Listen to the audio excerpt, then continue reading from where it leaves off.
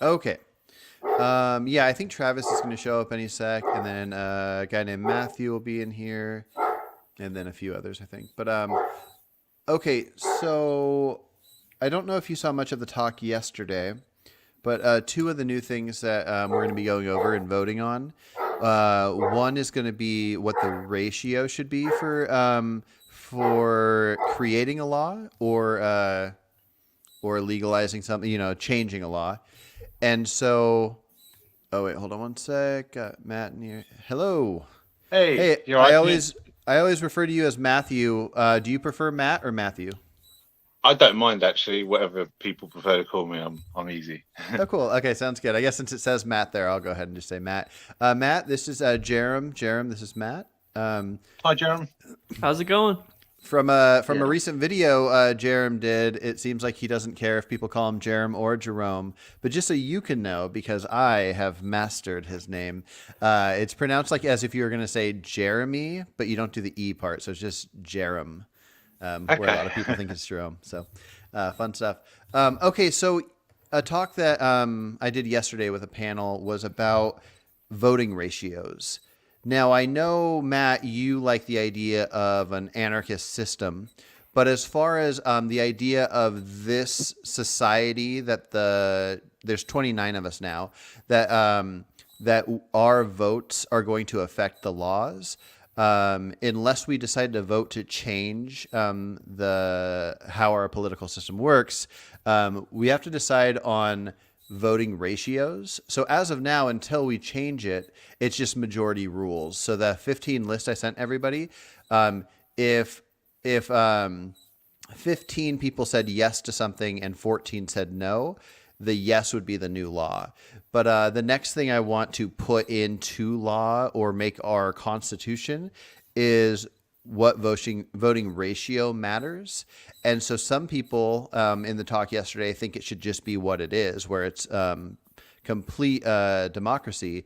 And then there's also the idea of should it have to be like 60% of a vote or more to change a law. Jerem, let's hear your thoughts real quick. Jerem, what are your thoughts on that? Yeah, I don't know if I have any strong views on this, but intuitively, I just feel like a straight democracy. So um, I don't think there should be any large ratio. If it's just one person that pushes it over, then I think that's probably fine. Yeah. Okay. And Matt, what are your thoughts? Yeah, I'll go along with that. I mean, as you know, I don't think laws should be decided democratically. So, obviously all my votes are as if they were being decided through a principle kind of thing. So if we're going to do it democratically, then for me, yeah, 51% is the democratic thing. And also the other way I look at it is if you're ever part of a kind of collective or like you all join together to being business partners or whatever, then that is Mm-hmm. how it's done, isn't it? It's the majority of the vote that decides it. So that seems Yeah. rational to me. So one of my biggest concerns, and luckily a couple people ended up sharing this concern, because at first the thought was just majority, but then a few of us were thinking this other way, is so I'm going to try to come up with a couple topics in the U.S. So, well, let's just take something like the legal right to have guns.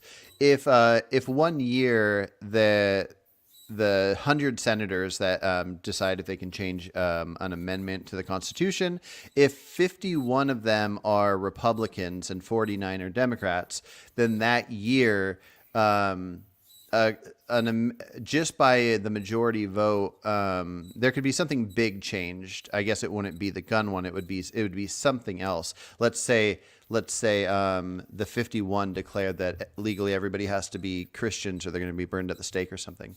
Not that I think Republicans want to do that, but if 4 years later there's 51 Democrats and 49 Republicans, then they can instantly say, okay, now it's illegal to own guns. So in my mind, I feel like you have the value of checks and balances is like that you have to have this like higher number of not just majority whims changing our freedoms. Sorry. I didn't- Also, there's a squeak going on. Whose squeak is this? It might be me. I'm hearing a squeak. I don't know what it's coming from, but It's like a repetitive one. Like maybe it's even an electronic squeak. I don't know. yeah, yeah. No, I'm hearing it too. Okay, well you can look Not around quite for it. sure. But yeah, Matt, what are your thoughts on? Well, I suppose the reason why I don't have super strong objections to just doing the 51% thing is because I don't think although I'm quite happy to participate in this whole thing, but generally speaking, I don't think that laws should be decided by democratic vote. Like, I don't think our freedom should be taken away based on any kind of vote, whether it's 60, 99, whatever the percentage is. Um, so from my point of view, I don't really object.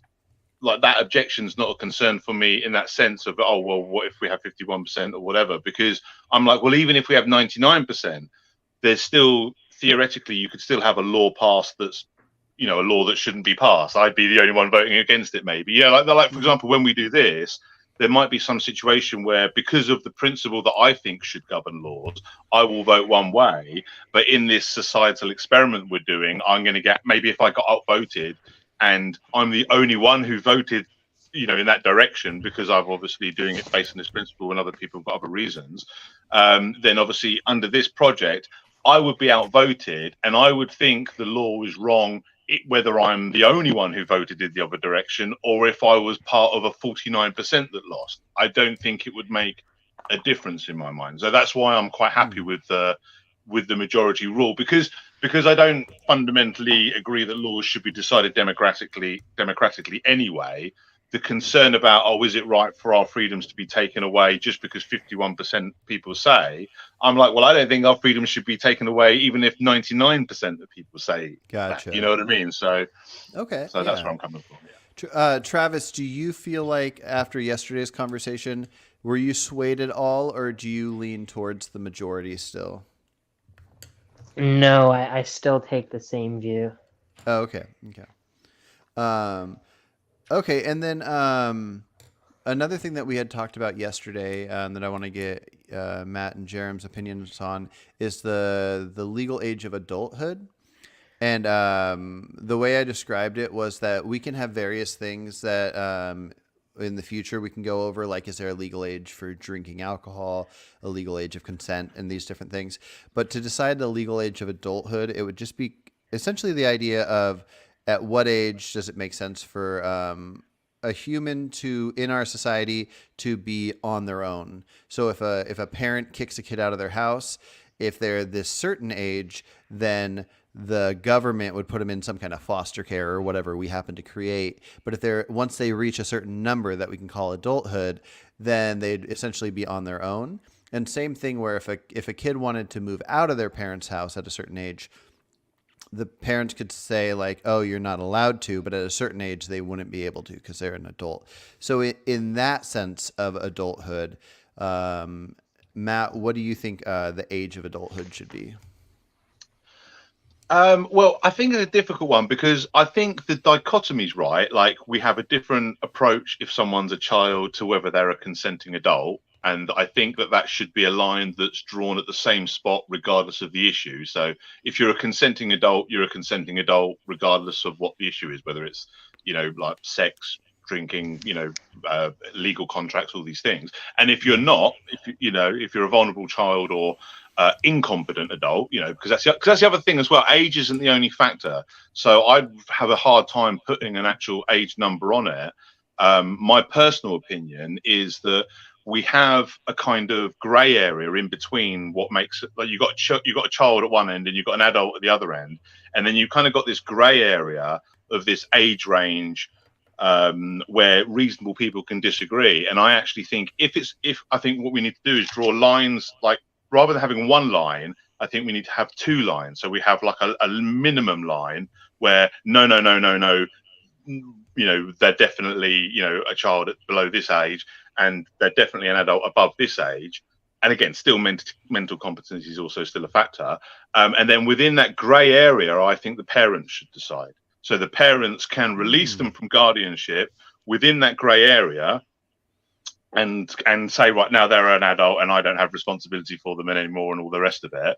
But they can't do it outside of the grey area. Does that make sense? Yeah, yeah. It's almost like emancipation. I'm not sure how it is in the UK, but like if somebody is 16 or 17 and they want to be emancipated, they have to get the government to say, okay, you're officially emancipated because you've convinced us that you will be fine on your own.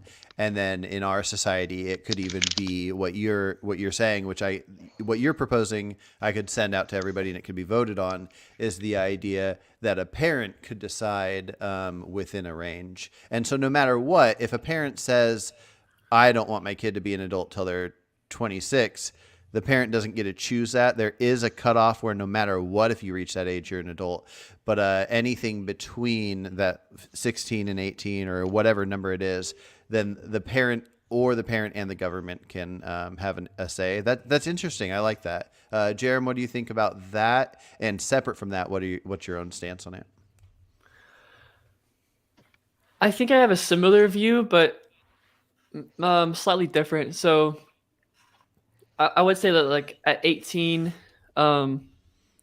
if the individual wants to move out, like has a good job and can afford rent, they should be able to.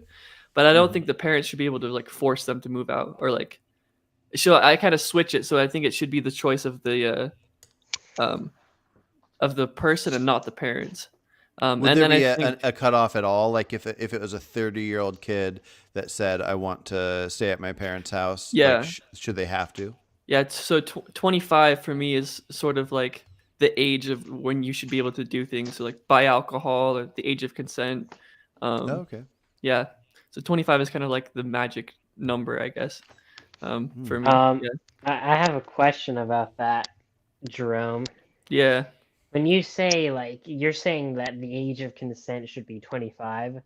Yeah.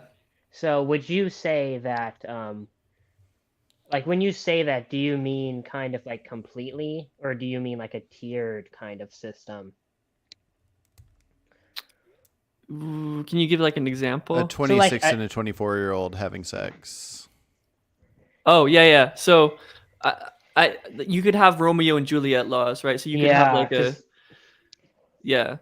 Because that's what I'm asking. Because I know in my state, we have the age of consent is 18, but we don't. We actually don't have Romeo and Juliet laws. So, like, technically, if like two 17-year-olds, have sex, like technically on the books, they could be prosecuted for that, which I find kind of stupid. Yeah. I don't suspect that gets enforced very often practically, but there have been cases where you've had like consensual encounters between people of similar age range, and like they get prosecuted for it because there's no like Romeo and Juliet laws. If they're both underage, who gets prosecuted? What? If they're both underage, who gets prosecuted? I think they would both get prosecuted. Oh, okay. I think it's kind of like if a high schooler sends nude pictures, then if they send nude pictures of themselves, I think it's still considered like distributing porn. And then if somebody receives it, then receiving it is accessing porn. So it's like it's both, and it's probably in that same category. That's interesting. Yeah, there have been cases of that as well, where that's another case where the law gets kind of stupid, because if you have like two 17-year-olds, like one sends nudes to the others, there's been cases where like the one who sends the nudes gets prosecuted for distribution of child pornography, which is, when you like write laws like outlawing like distribution of child pornography, like we would think that that's not really the intent of the law, to like prosecute people for things like that, but that's the result sometimes. Yeah. So Jerem, would you say that there should be the thing Matt was describing, where 25's the cutoff of anybody above 25 must be considered an adult, but if a parent wanted to allow their 17, 18, 19-year-old to move out if they truly wanted to, could that 17, 18, 19-year-old decide they want to be an adult at that point? Yeah, well, so they could definitely. I think they should be able to move out. There may be some stipulations, like maybe the parent has to like um allow it or something like that. But yeah, I think so. I mean, my issue is just I don't like the idea of parents being able to kick their 18-year-olds out of the house. Okay. Yeah. Okay, and I think that's a good range. For some reason, that's my go-to with with deciding what an adult is when can they be kicked out of their house. That might be a silly range to have, but I think I agree with Matt that once you're an adult, you're an adult. So like alcohol and cigarettes and joining the war shouldn't be at different ages. You just have adulthood and you do all the things. But if we are going to have things like you can start driving when you're 16, but you can't drink till you're 21 or whatever, that we're choosing an age for adulthood. I really think the idea of when one is not going to be protected by the government in like a foster care and also allowed to be kicked out of the house. So that, yeah, that's interesting. So yours becomes 25 at that point. Yeah. Phil, I'm going to do a quick recap on Matt's stance, and I'm curious to hear your thoughts on it. So he was saying that there should be a cutoff where at a certain point you're an adult no matter what. Like, so let's say it was 20. Anybody 20 and up, they're an adult. But if a parent and their own child decide that they think the child could be on their own, like a 17-year-old, if the parent allows them, essentially the parent can emancipate them for themselves. And then that 17-year-old can go live in the world as if they're an adult. What are your thoughts on that? I couldn't remember if yours was something like that. Well, mine was, I don't necessarily see it as like everything is all at once age, right? So that's a little bit of a difference. I think that as I was listening, the subject was age of consent for sex. It was like Romeo and Juliet laws that were being brought up. So for me, I think the most elegant way to handle that would be like a quick formula. One formula I've heard someone else bring up is half of your age plus 7 years. You know, that doesn't have to be the formula, but that can be an example of how you would determine Romeo and Juliet laws without saying, okay, if you're 18, your partner can be 16. But if you're 17, they can move down to 15. But if you're 16, it can't be 14 because that's not allowed. It has to stay at 15. You know, it can get overly complex. But if you have a very simple formula, then Romeo and Juliet laws would be a lot easier. Gotcha. Yeah. I don't. It does become interesting because like a 15-year-old with a 40-year-old, it seems to be a good bit different than a 16-year-old with a 40-year-old.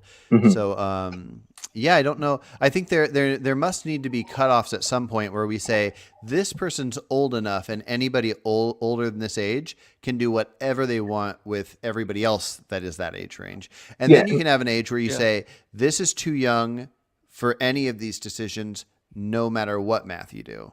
But yeah, the middle ground is kind of tricky, and that'll be interesting to figure out. I just want to, like, the 25 sounds fine for, you know, a 25-year-old can have sex with, you know, a 90-year-old for all we care. They're 25 years old, you know. Yeah.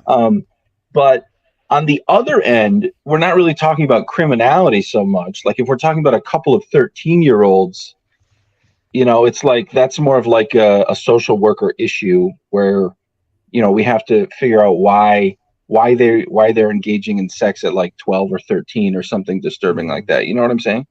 Yeah. Well, yeah, because it becomes interesting because we're animals, and so puberty leads us to different things. So as soon as people want to have this act of sex, it's kind of interesting that we're intelligent enough to know that we want to protect certain people, but we can't stop them from doing it with people of their same age. I mean, we could, but But yeah, it's interesting. So I think what we'll need to do is I'm going to send out a thing where everybody can just choose what they think the adult age should be. Whatever the average is of everybody's choice will become the adult age. And then at that point, fellow lawmakers can propose different laws that would counter that. So if they want to propose an idea of at what age a parent could emancipate their child, they can propose an age of, okay, well, this is the adult age, but can we have this be the consent age? Can we have this be the alcohol drinking age? And then we'll just propose new laws once we have an age in mind. Anybody have any other thoughts on how we should approach the age of our society? Only just really to kind of flesh out a little bit my own idea that I've already sort of given. But this whole idea of, I really think that because I think just putting an age, I mean, even as someone else has mentioned, even age itself is not the only factor, because you have to like mental competency and stuff like that. And there's obviously times when we would not want to emancipate someone, even when they go well into the actual number age of adulthood. You know what I mean? So there's other issues outside of the number. But I also think the other issue with having two numbers, as I propose, rather than one, having like a minimum and a maximum, and then leaving this grey area in between that we say the parents can just decide the grey area, and we'll only enforce when they step outside of the grey area, because then at that point we can say, under this age, okay, it's definitely a child that you're abandoning or abusing or whatever, you know, the scenario is implying. And if they're over a certain age, okay, this is definitely a consenting adult that you've got a free now to, you know, be able to make their own decisions. You're no longer the guardian. You no longer have the authority that you once had as their guardian and all the rest of it. And that grey area in between, the reason why I think that should be the domain of the parents is because every other facet, that is the case. Like if we look at something like child abuse, we will say, okay, well, there's certain things you can't do to your child because it's clear child abuse, and we'll step in and take your child away from you. But then there's this grey area in between perfect parenting and child abuse. There's this area that's like harder to define, where people might disagree with how you're parenting them, but they haven't stepped over that line of definitely violating their duty as a guardian and all the rest of it. So you can't step in and take their child from them, no matter how much you might disagree. And it's basically because they're the parent, they have that authority to dictate the grey area in all other aspects of their role as a guardian and their duty. Because thing is, a parent has the duty of care over the child. You know, we're saying that if they abandon their child below the age, they could be guilty of like abandonment or whatever. I mean, I don't know what other laws are going to exist with regards to enforcing that in this society that we're talking about. But, you know, assuming that was the case, assuming we were going to treat them to this standard, well, then we're saying, okay, well, when we can say for certain that you're committing that crime, you know, that reasonable doubt that you need for criminal prosecution, when we can say beyond a reasonable doubt, yes, you're abandoning a child or you're raping a child or whatever the thing is because they can't consent, then it's below this age we can say for sure. And then above this age, we can say for certain, you know, in the other direction. But in the grey area, because by our own admission, we can't say for certain, and because it might not be an exact line, you know, as well, that's the other thing I think we have to accept, that there's not an exact line, you know, a day where someone just wakes up and they're an adult, you know. So there is this grey area. And I think because of that, I think we have to almost step back and say, well, the grey area is for the parents, and our duty is to set the minimum and the maximum and define where an actual violation is occurring. Gotcha. Yeah, I really Sorry like if that that. complicates things. No, that's great. I like that. And I think we should all propose different ideas. And so we'll figure out what we're going to call the adult age. And then the next set of things that we vote on, I'm going to add an element of essentially what you said of, do we want to pass that 3 years before whatever we call the adult age is the gray zone of parents getting to decide. So I think that's good. I got to run and pee, but I want to get you guys started on the next topic. Let's start with Travis and then go to Phil. And this next topic will be deciding about, I haven't figured out exactly what I want to propose the law on, but deciding about public nudity. One approach we could take is this ongoing debate of that men can be topless in public and show their nipples and women cannot.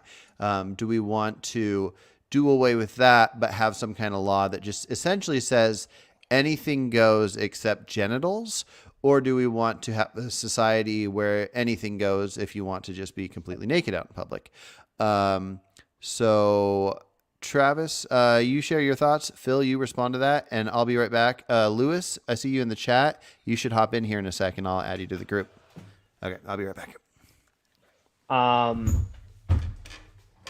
Yeah, I mean, I would favor, I wouldn't favor just allowing complete public nudity, I guess, but I would favor allowing women to like be topless, I guess. I don't really see a reason why, like if someone's at the beach or something, like it's permissible for like a man to be shirtless, but not a woman. So I guess I would be in favor of removing that sort of legal double standard.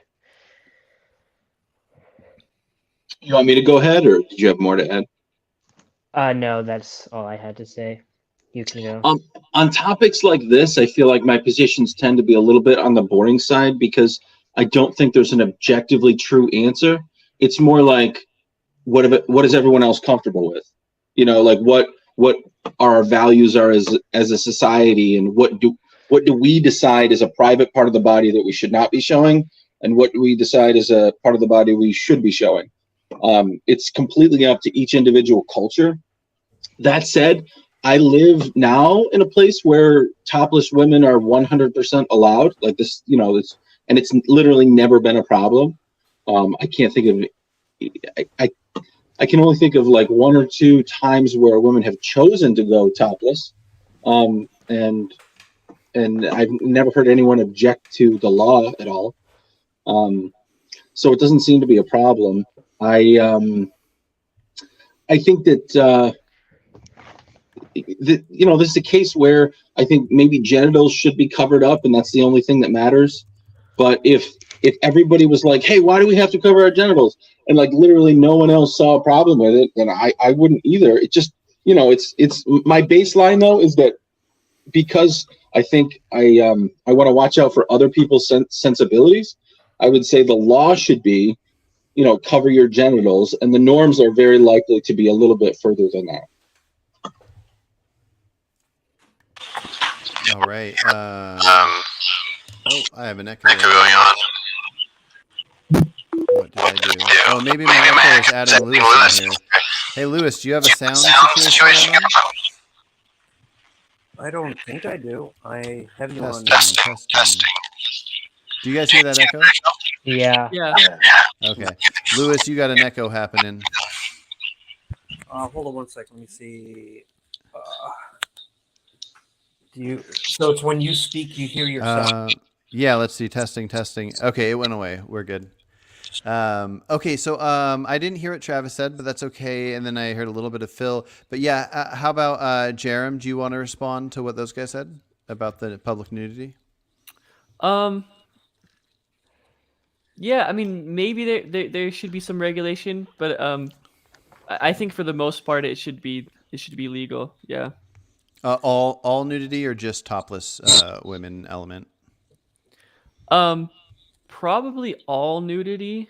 But I don't have like a strong view on that. Okay. It's Matt? just sort of intuition.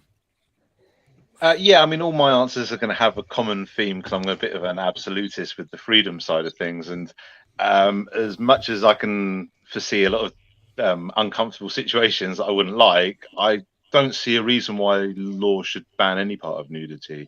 I do think law and crime should be about that, about, you know, when people commit crimes. And I don't think being naked is, objectively speaking, a crime. So, Gotcha. Yeah. Okay. And then Lewis, how do you feel about public nudity as far as the law? So I was having some connection problems before, so I didn't hear. Is there more context to that question? I was thinking about asking a question about if there should be any basically legal difference between male and female nipples, because there seems to be a thing where women can't be topless in public. But I might extend it to just complete nudity altogether? Because it seems like, at least in this small group, everybody's in favor of not having it be outlawed to have genitals exposed either. So what are your thoughts on that? So I might be the one who doesn't necessarily agree, although I didn't hear all the opinions in their context. So I'm not opposed. I would not outlaw topless nudity. And in regards to complete nudity, I would say that this would be something more that's like incremental. Like I would not legalize it initially, but it would be something that down the road I could certainly see legalizing it. But I would outlaw full nudity, in just public spaces. But I think topless is fine, and then of course reassess at some point. Like kind of like an incremental thing at some point down the road, we reassess. And because I think this has a lot to do with what is culturally acceptable. Okay. And I think we're at the point where topless is probably culturally acceptable, but I'm not entirely sure that full nudity is, and I think that would create some problems in our society. So yeah, I guess my position is maybe like an incremental thing. Gotcha. Okay. Okay. Carson, Yes. just to clarify, I'm also in favor of keeping the current prohibition on like not being able to like expose like fully. Like I'm just in favor of removing like the topless, removing Okay. that prohibition. Okay, I'll probably start with that as far as people voting on it, and then in the future, if people want to vote further on adding the genital aspect of it, then we'll go that route. I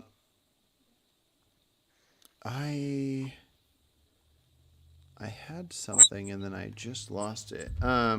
While you're looking that up, I would clarify that what I mentioned was that if literally everyone is comfortable with genitals, then I would change my position and be like, oh, okay, well, I guess it's not a problem. But my initial position is I don't think exposing genitals would be appropriate or should be legal in public. Yeah, Okay. I would agree with that. Like, given kind of the heavy, like, sexualized culture we have now regarding genitals, I would tend to favor keeping the prohibition. But if like we had like the culture just completely shifted, like people no longer view it as sexual at all, then like yeah, it would be fine in that circumstance. So yeah, it kind of also depends on the societal attitudes or cultural attitudes of people at the time. Gotcha. Okay, I want to bring up one more near future law option, and then I want to go look at some of the original 15 and see if we need to adjust any of the wording. I want to find out, this is part of freedom of speech, but I want to find out if there is anything that would be illegal to have written. So if somebody published a book, and let's just say they had their own printing press and put together a book and handed it out to people. If the book was something like best way to hide a dead body or best way to get away with kidnapping children, is there anything that could be written down that should be illegal? And let's start with Jerem. Unless you want to ponder and then have me start somewhere else. I think Jerome's answer is gonna be anything advocating deontology that should be outlawed. Yeah, true. But serious answer, is there anything that should be legally outlawed in our society as far as writing? I don't know. The battle going on is that like, so this gets into like freedom of speech, and freedom of speech generally like has positive utility, but I'm wondering if eventually there should be some regulation, just for the sake of increasing well-being, and I don't know the answer to that. Yeah. Lewis, what about you? Any thoughts on that one? Before I give my answer, let me ask: am I coming in clear to all of you? I can hear you. There's a little static. Bit distorted. I hear a lot of audio artifacts that makes it difficult to understand what you're saying. Yeah, I'm getting the same thing on my end with all of you guys, and I'm not sure. I guess I have no idea why that's happening, but it's pretty significant. It's like a lot of crackling. Yeah. Yeah. Yeah, I don't think any of us are crackling, so yeah, it might be something to do with your phone, and I hear it really badly right now. Carson, So if you want to hold off and join a different talk, you can, or you could try to fix it while we talk, either way. well, is there a way that I can step out and then come back in Yeah. and see if that resolves the issue? Yeah, go for it. Now, would that work where you send me a new link, or do I use the link? Use the same link. I'm just going to remove you right now, and you use the same link. Okay. It Yeah. might help if he's got headphones as well. And to it use might that. help if you have might be- headphones, Matt says. I don't know how to use headphones on a cell phone. I'm not sure how to do that. Oh, gotcha.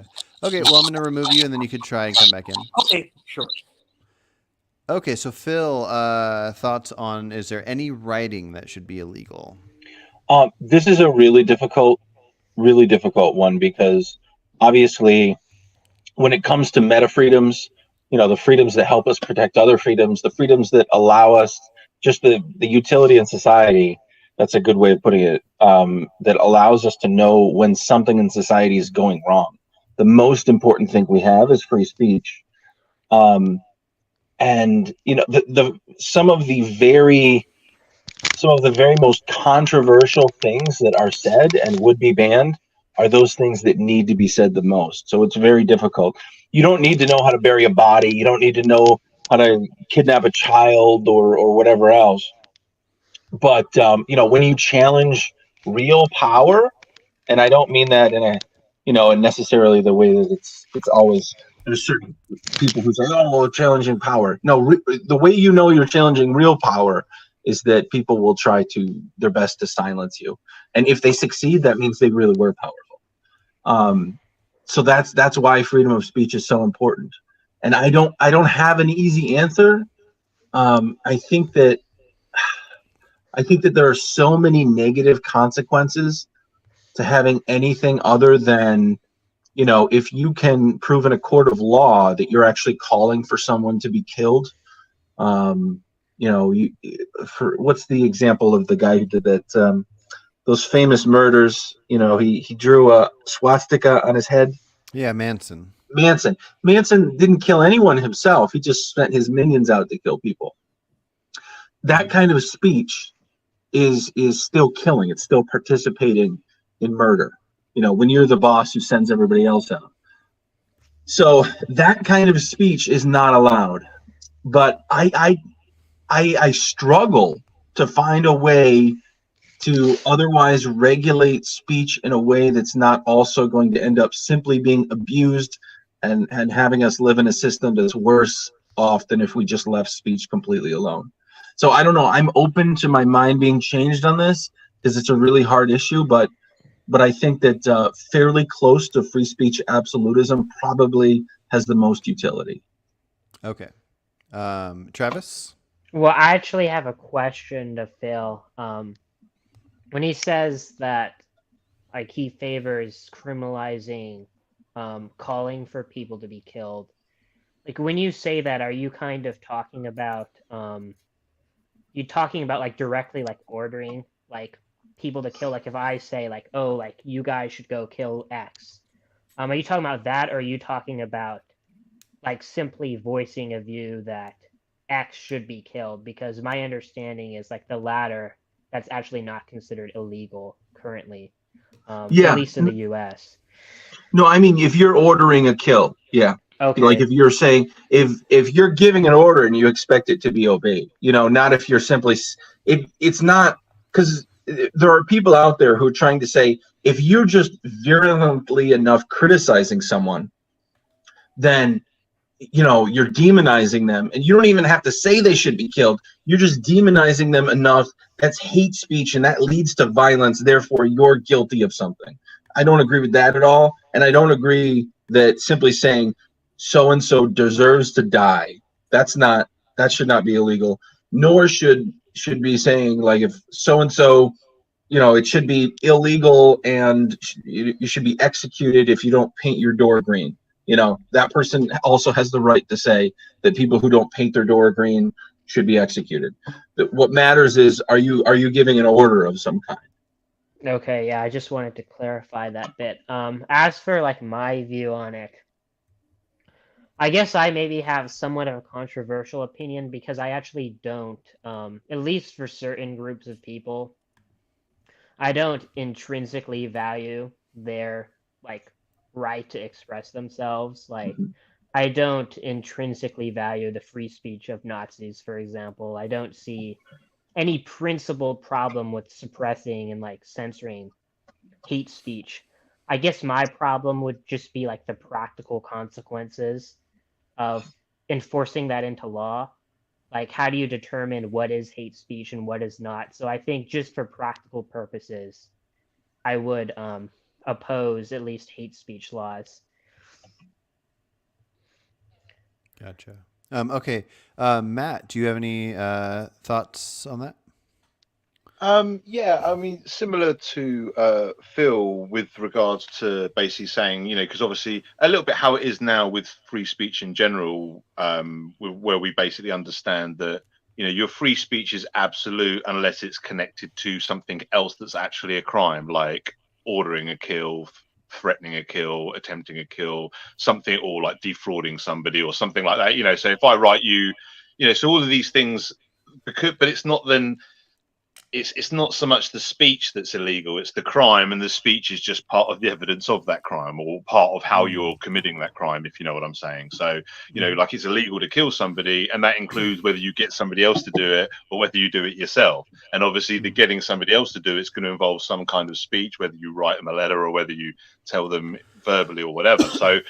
So for me, free speech is basically absolute, outside of when it's criminal for some other reason, because it's actually part of something else that's criminal, like killing somebody or defrauding them or something like that.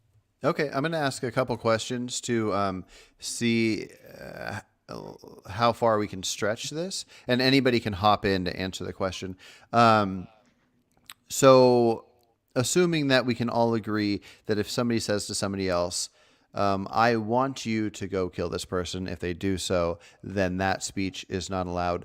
But if somebody, say, had a public forum that they could tell their audience, I think all Asian people should be killed.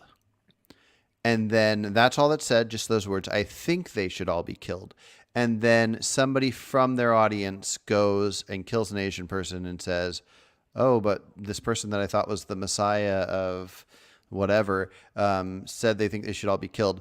Is there any criminal act that happened by the person saying, I think all Asians should be killed? Is that for me to? Yeah, go for it.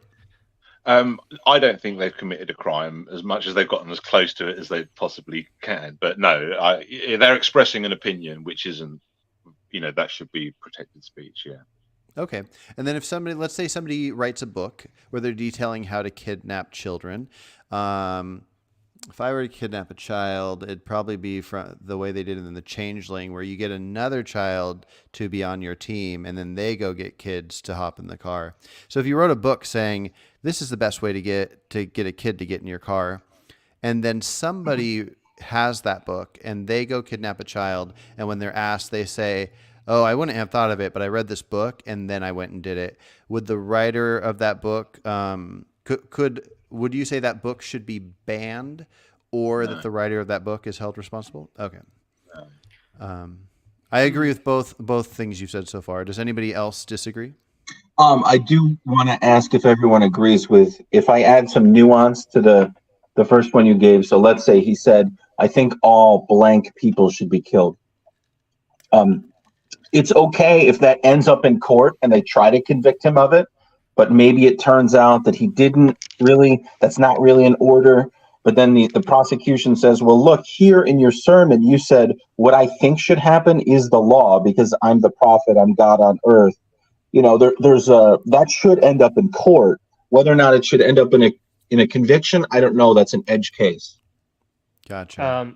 Carson, in regards to that first example about the person who says, like, I think all Asians should be killed, I wouldn't have any problem in principle with outlawing that speech. It's just like the practical, I'm worried about like downstream consequences, like how hate speech law would be enforced in practice. Maybe like you would go after, I mean, we've seen this in some other countries where they have hate speech laws, like legitimate political speech is prosecuted under hate speech laws. So I'm kind of just worried about like the practical consequences of it. I don't, in principle, I wouldn't necessarily have a problem with outlawing that type of speech. Okay. Well, one example we could go over, Matt, in your country, have I heard correctly that if right now you were to say that you don't think the Holocaust happened, that if somebody saw that footage and knew where you lived, you could be arrested for that? I don't actually know. I'm pretty sure it's the case in Germany, and I know that the swastika is illegal in Germany. So like you can be arrested for having the swastika, like, you know, if you had a swastika tattoo or a flag or something, and I know that's not the case in England with the swastika. Like, you know, it's not a crime for someone to wear a swastika in England, but it is in Germany. I don't know about the Holocaust denial thing, to be honest. I don't know. Is the truth. Perhaps I should as I live there, but. Okay, let's take that first example I had and push it a little further. Instead of saying, I think Asians should be killed, what if they just said, I wish so-and-so, and they said a name? They just said a name of a real human. Maybe it's a politician they don't like. I wish this person was taken out. Would it come down to the wording that when it becomes illegal is when you're saying, I want you to?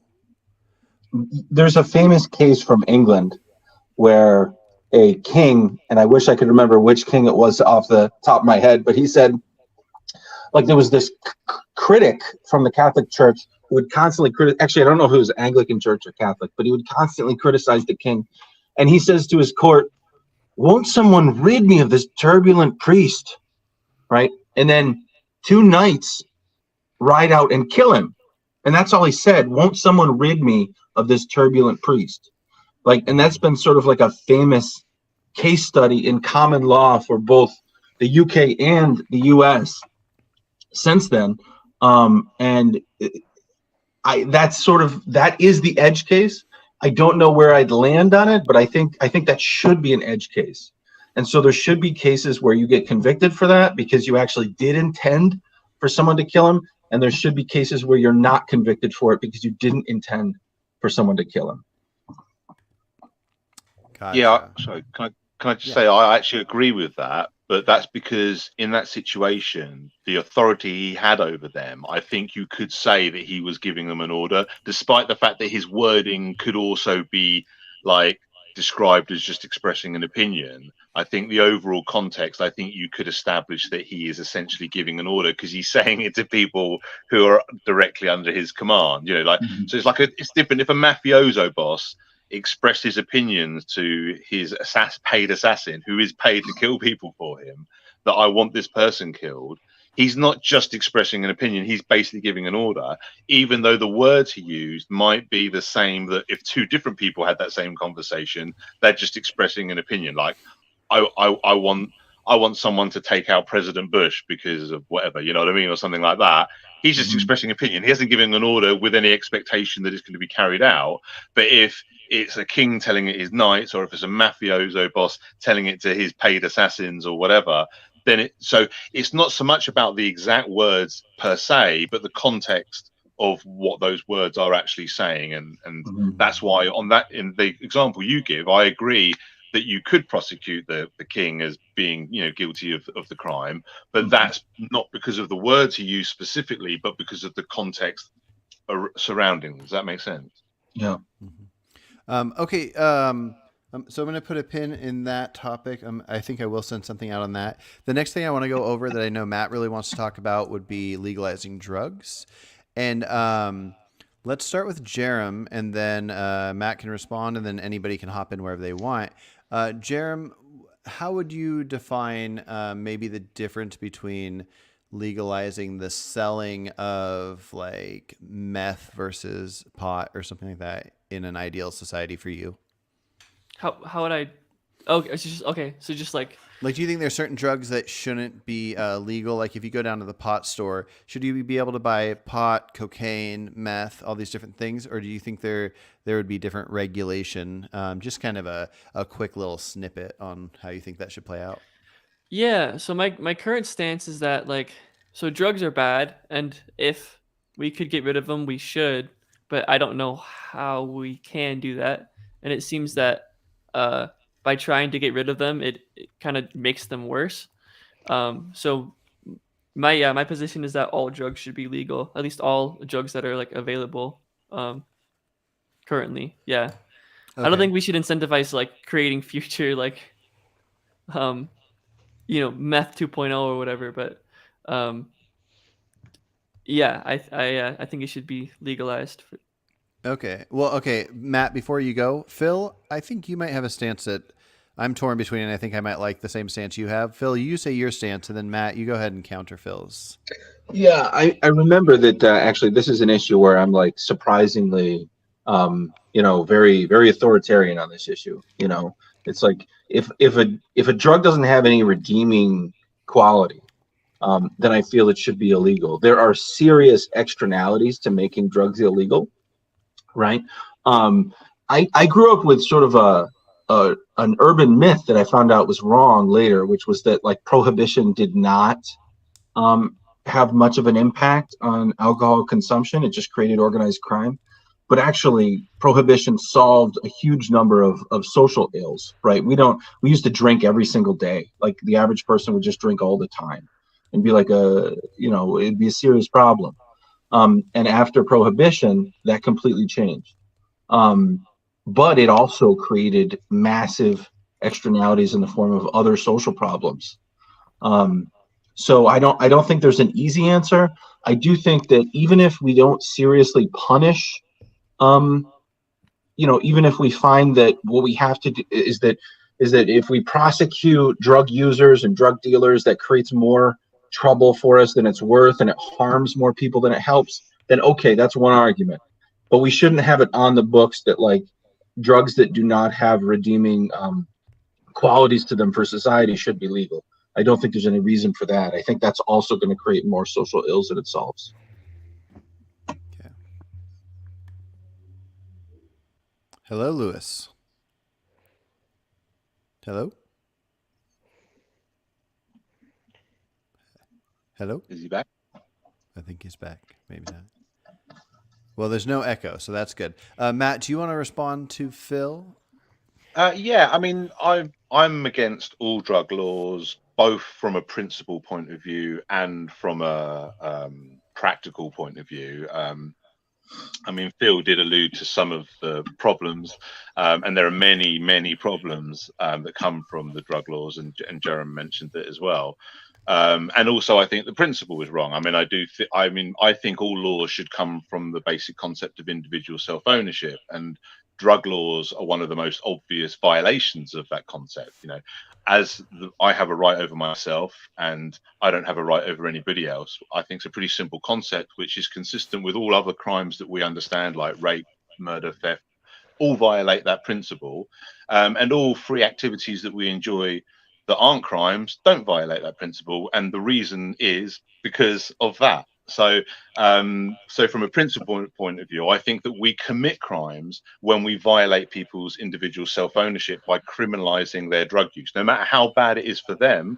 And the other problem is there's a subjective standard with regards to, what's serving you and all the rest of it. I mean, there's a very good argument for the fact that alcohol should be illegal before most of the currently illegal drugs would be, if you were going to do it based on societal harms, individual harms, etc. But then there's also our ignorance towards drugs and stuff like that. But then there's also the counterproductive aspect of it. There is the I mean, I don't want to get into the whole debate about prohibition and alcohol and sidestep the conversation too much, but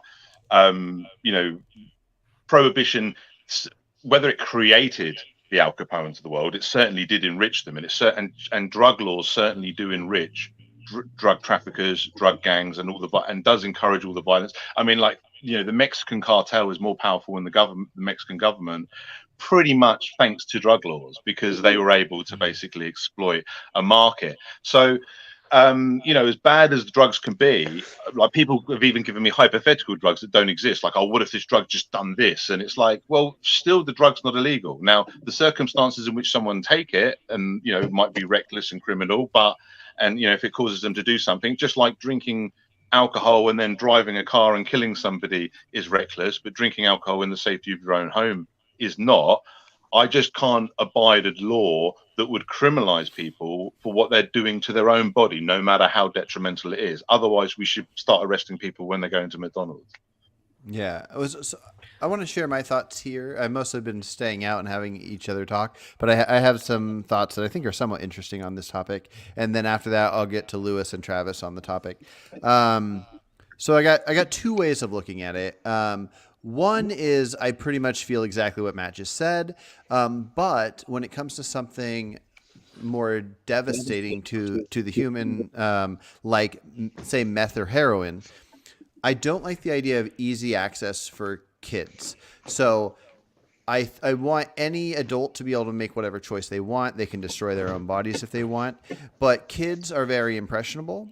And so if somebody could just go to the pot store and buy some meth and then get their 13-year-old friend to do it so he can feel cool, then I feel like, like, stats aside, just like the possibility of something affecting somebody's life so drastically, I think my main thought is that everything should be legal, but the more detrimental it is to, say, a child or just a human, it should be in a facility where somebody can go and say, I want some heroin, and a professional can shoot them up with heroin. They can even go in with their friends and they get their high. And as soon as they're done, they go home.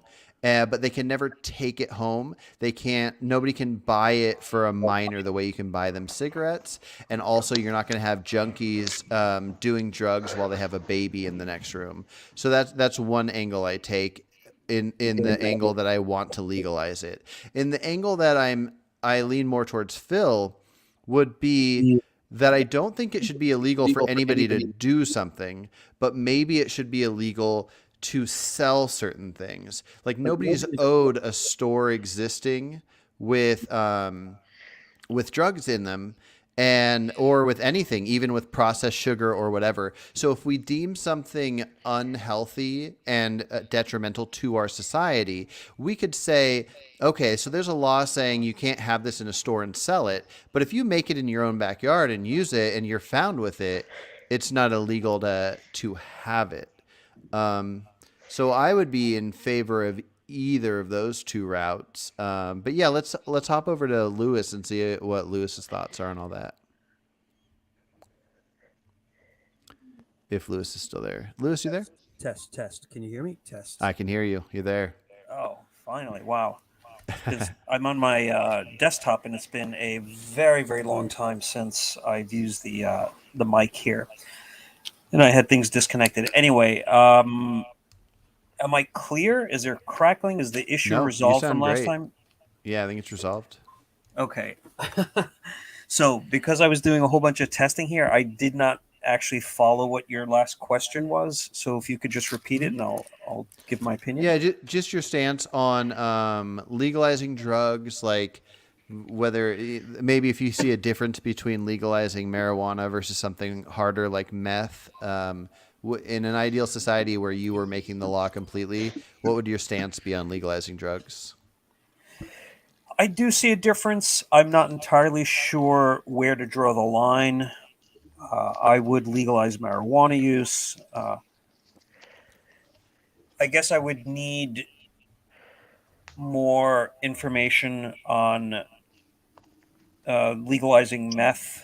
I think that I'm currently leaning towards not legalizing it, but I'm not entirely opposed to the I'm not entirely opposed to it if sufficient evidence can be brought forward that legalizing meth would not. And I guess there would also be. Let me think about this for a moment. Yeah, I don't know enough about meth and meth use. Like, is there a certain amount that can be used that,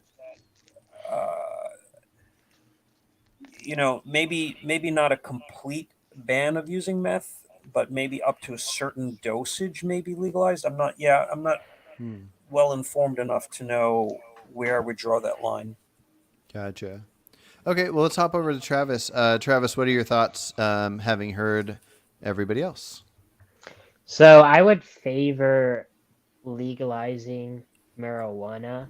Um, I wouldn't support legalizing other drugs in the same way, but I think I would be in favor of like allowing safe injection sites.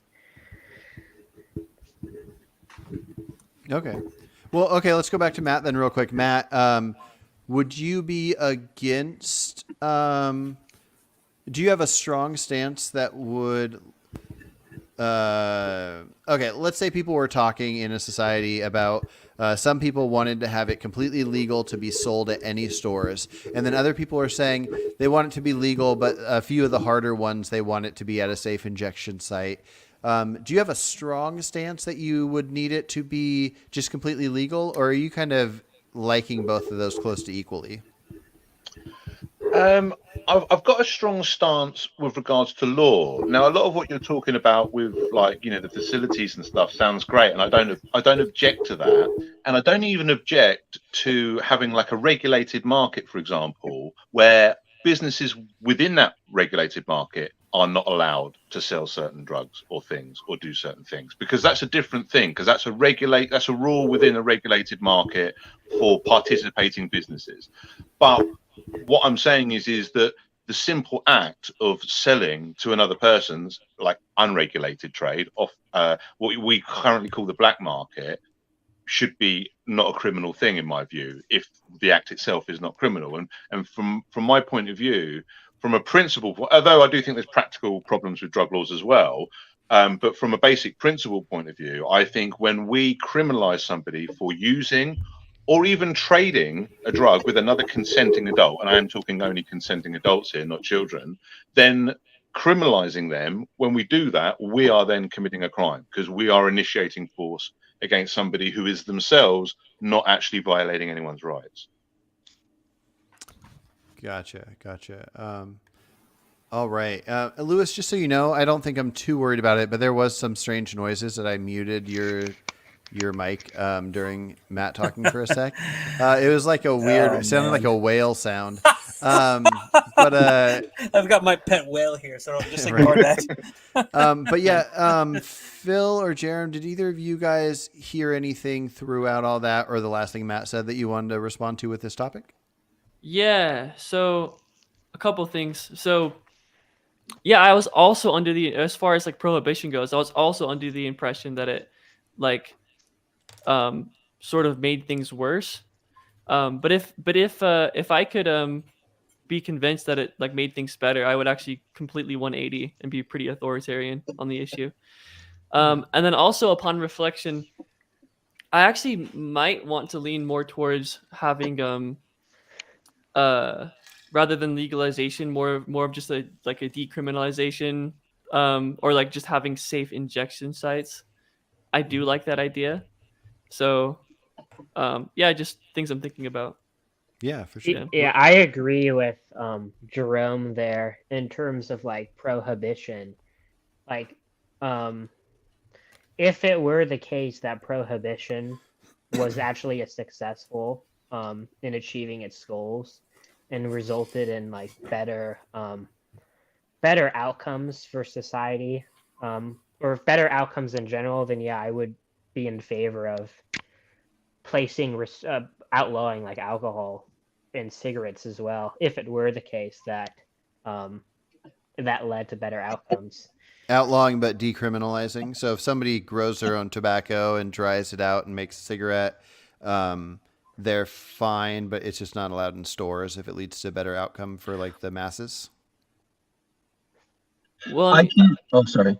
yeah, I mean, for me, it would just be if it leads to better outcomes, it leads to better outcomes, right? So even if uh, I might even go far enough where it's not even like decriminalized; it's just fully outlawed. Oh, and wow. Yeah. Okay. Phil, what's up? I can't speak to whether or not in totality that there was a good outcome. I just mean it had a major impact in terms of alcoholism, right? Reducing alcoholism. But that doesn't necessarily mean that it was a good outcome for society when you take into account the growth of organized crime. You know, I don't know that answer for sure. Yeah.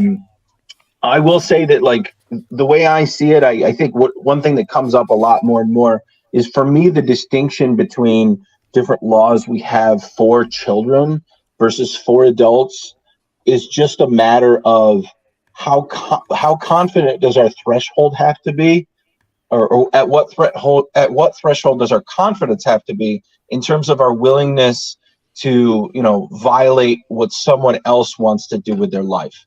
That threshold is a lot lower for a child than it is for an adult, right? But if we as a society decide there's going to be much better outcomes if we're very controlling of people in a certain way, then I'm okay with controlling adults too. So I don't have like a deontological insistence that no, people have the right to do X, Y, or Z, even if it harms themselves and others.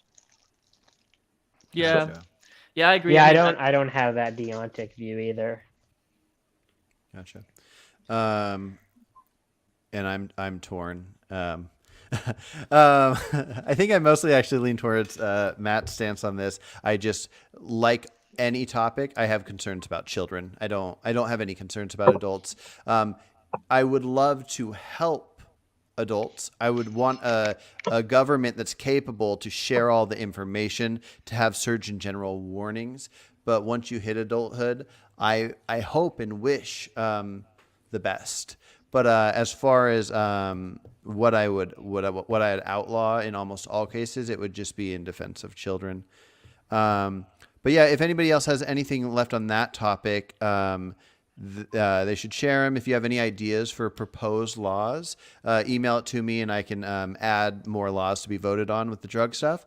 But aside from that, which anybody can jump in at any point, Lewis, I wanted to jump to you for talking about, is there anything, or what's the number one that sticks out to you in that 15 laws that I sent that should be maybe worded better or more clarification on what the law means? Yeah, there were, I think, 3. Let me see if I can pull that chat up here to see which 3 there were. Offhand, I don't remember, but I think there were 3 that I did have some concerns about, that there was not enough context. Let me just see here. While I'm looking, by the way, hey guys, what's up? Good to see you all here. Let's see. And then I'll ask the rest of you as well if there was anything, because I like the idea, like I just threw together like circumcision, legal, not legal. If anybody likes the idea of clarifying and having, like, as we build this group up, if there's anything that, like the next set of questions that I'm going to send to people, there's going to be one that says, should there be a waiting period for assisted suicide, where there's a minimum waiting period of 72 hours. And so in some cases, people will have to wait much longer. But then voting on it would mean, if you think that there are cases where people shouldn't even have to wait 1 minute, then you wouldn't want to vote for it. And so as we go on, they'll keep being propositions that pinpoint these laws more. So if there's any suggestions that you guys have from those 15 that should be clarified better, go ahead and toss them out. Yeah, I'd say the 3 trans ones that you had Like- puberty blockers, top surgery, bottom surgery, or were you including the Yeah. prison one? No, yeah, those three ones. Okay. Because yeah. because of the use elective. Yes, I know. misused the word elective. We figured that out yesterday. And I don't know if cosmetic works there as well. I think there needs to be a word for even if it's considered healthfully needed. A difference between somebody desiring something versus something being like restorative. But yeah, Travis? How would you recommend? Let's just take top surgery. If we're deciding if it should be illegal for under 16 or for 16 and under, how do you think it should be worded aside from removing the word elective? Well, my main problem with like just the use of the word elective, it was at least to me unclear, like what was Okay. being referred to there, because technically an elective, I kind of got the sense you were using it to mean like something that's not medically important. But like technically an elective procedure can still be medically important. It just doesn't need to be like performed Yeah. straight away. So, because my kind of issue with that is that like, you might still have like maybe it's still medically important, in which like in that case I wouldn't want to outlaw it. But if it's not medically important, and like someone just wants to try it out, some 16-year-old just wants to like try it out, but the doctor or like doesn't see any real medical need for it, then I'd probably be in favor of like outlawing that. Like you can't just let like a 16-year-old do something with no real medical need. Yeah, that's kind of the point I was hoping to get across was just having a word that let people know, like if a 12-year-old girl somehow has some like breast cancer lumps or something, the doctors would go, even if she couldn't talk or express desire for it removed, a surgical doctor's like stance would be, for health, let's remove this cancer. Where that same person, if they didn't have that, but they had dysphoria and they wanted their breast removed because they felt like a boy or whatever, then that could just be a different stance that we could hold on what age you have to be to have that. And I think the same thing would go for most things. So for now, I'll just use the word cosmetic instead of elective. And there's probably a better word for that as well, because puberty blockers would fit in the same category, but it's not cosmetic, and it doesn't necessarily mean that it's right or wrong or whatever, but it would be the idea of doing something based on a desire versus an objective physical medical finding. So I'm welcome to all the opinions on that. With that clarification, that what we mean, what your intention was, I would change my vote then from undecided to outlaw. Okay, outlaw which one? The puberty blockers? The transgender surgeries at Okay, both surgeries. yeah. Okay, I'll make a note of that to change that for you. Hey, Carson. Yeah. So, yeah, as I was looking at our text messages and my response to them, the questions that I did need more clarity on and context were those issues: the transgender surgery and the puberty blockers. And I think in hearing you discussing this now, I think one of those concerns has been addressed, which the way you stated it, outlaw transgender, I'll just give you an example of one of your questions, outlaw transgender bottom surgery at age 16. So that was confusing to me because it seems like you're saying it at just age 16, and prior to that is not part of the question, and after that is not part of the question. So, but I think what you're trying to get at there was at age 16 and previous to that and prior to age 16. Yeah. It was the idea of should it be outlawed for 16 and under? Mm-hmm.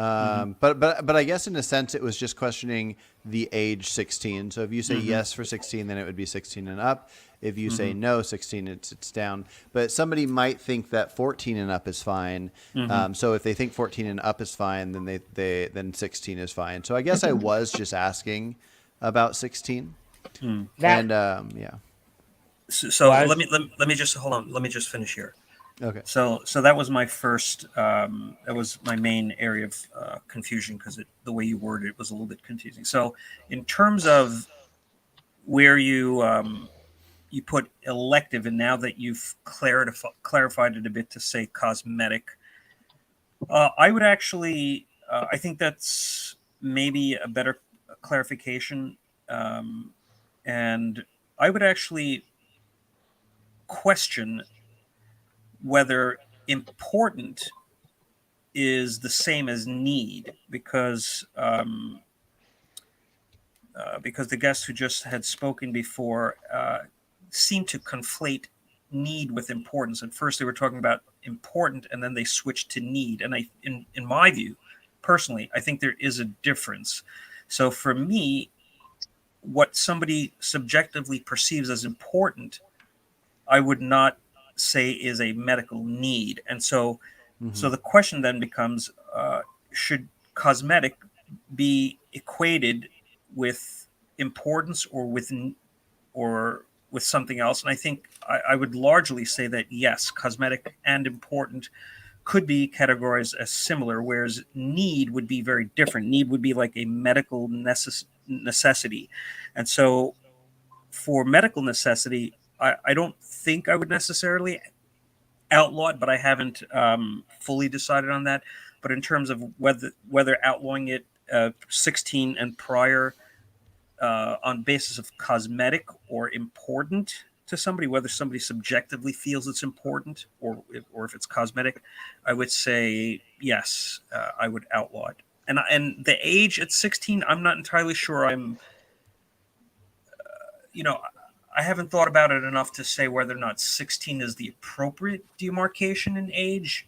Maybe it should be a little lower. Maybe it should be a little bit higher. I'm not entirely sure. I haven't put enough thought. But I think that the important distinction here in this point is a medical need versus something that somebody subjectively perceives is important. And I draw a significant distinction between those two. Mm-hmm. Yeah, and I think one of the best examples to have a dividing line would be something like where if somebody's breast size, there's a lot of women that their breasts will be so large that it's bad for their back. I would say that is the furthest line of a want to have a reduction for the health of your back, where everything on the other side would be a need, and I guess I separate it by the idea of restoring something. If you have something happen to you where you're restoring, like if you get a slice through your arm, then the need is the stitching it up to restore what you had. Where if you are changing something, which isn't necessarily wrong, if a 14-year-old that I don't think should be able to have breasts removed for trans reasons, if they have back pains and they might need to have their breast reduction for helping their back, I still think it's good to clarify if something should be done because it's a need or a want. I think that's a good point. Does anybody else have any thoughts on that? I'm curious of so breast reduction, that's like removing something, but what about like, let's say a cleft palate, or let's say a male who actually has, I forget what the name of the term is, but that you actually have breast tissue that's overly active? Yeah. No, that's an interesting point. If a male has breast tissue, I can't think of the name of it either. But anyways, if a male has extra breast tissue to make them not look like the typical male that's say 13, and then if a female that's 13 has breast tissue that doesn't want it, and in both cases it's a preference to not look a certain way, does it matter the idea of restoring to what's more natural for our species in making that male not have to go through this this kind of abnormal for male situation? Do we view that as different than a personal want from somebody that's trans? Anybody can hop in. Yeah, what are your thoughts?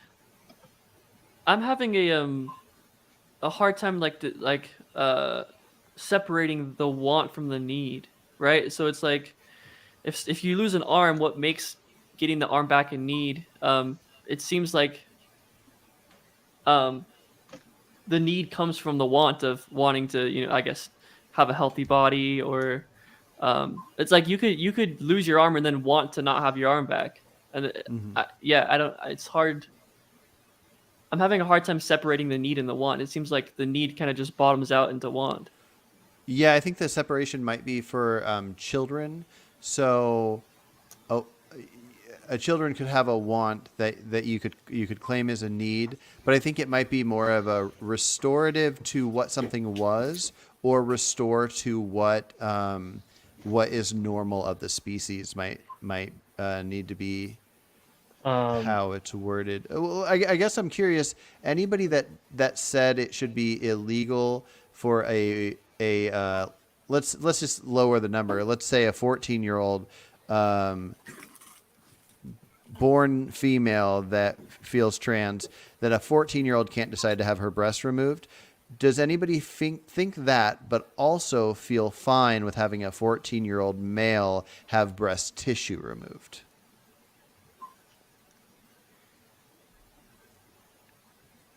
Do you think both are fine? I personally think neither are fine. I think for that age, I would rather. I feel bad that the boy would have to suffer through that, but I think it would have to be something where the number would have to be causing other pain. If his breast tissue was cancerous, you remove it. If it was so large that it was causing back issues, you remove it. I was leaning towards being unsure if minor females should be able to remove breast tissue if it's causing back pain. But now that I think about it, I think maybe when it comes to minors, I don't think anything permanent should be done. Tattoos, breast removal, any of those kind of things. So quick question. You said something that really surprised me. Yeah. So you're saying it should be illegal, or at least, I don't know if you're saying this, but are you saying that it should be illegal for a 14-year-old boy who has excess breast tissue for his parents to pay for it to be removed? I think so, but I mean, I'm on the fence. But the only reason I would be accepting of it is because it's natural for it. It wouldn't be restoring, but it would be bringing something to be what we view our species as having. Well, why would you value like what the species naturally is? Like, Can I jump in here? Yeah, I'll remember that question, Jerem. And yeah, Travis, go for it. So I just wanted to clarify one thing, what I meant, because there is kind of some concern about whether I was conflating medical need and medical importance. I just want to clarify, when I said like importance, what I meant by that was like an expert clinician would deem it an important procedure. That's what I meant when I said important. Okay, important for health, so a need. Yeah, got it. Okay, so Jerem, you were saying, why would it matter if it was a natural outcome? I think. I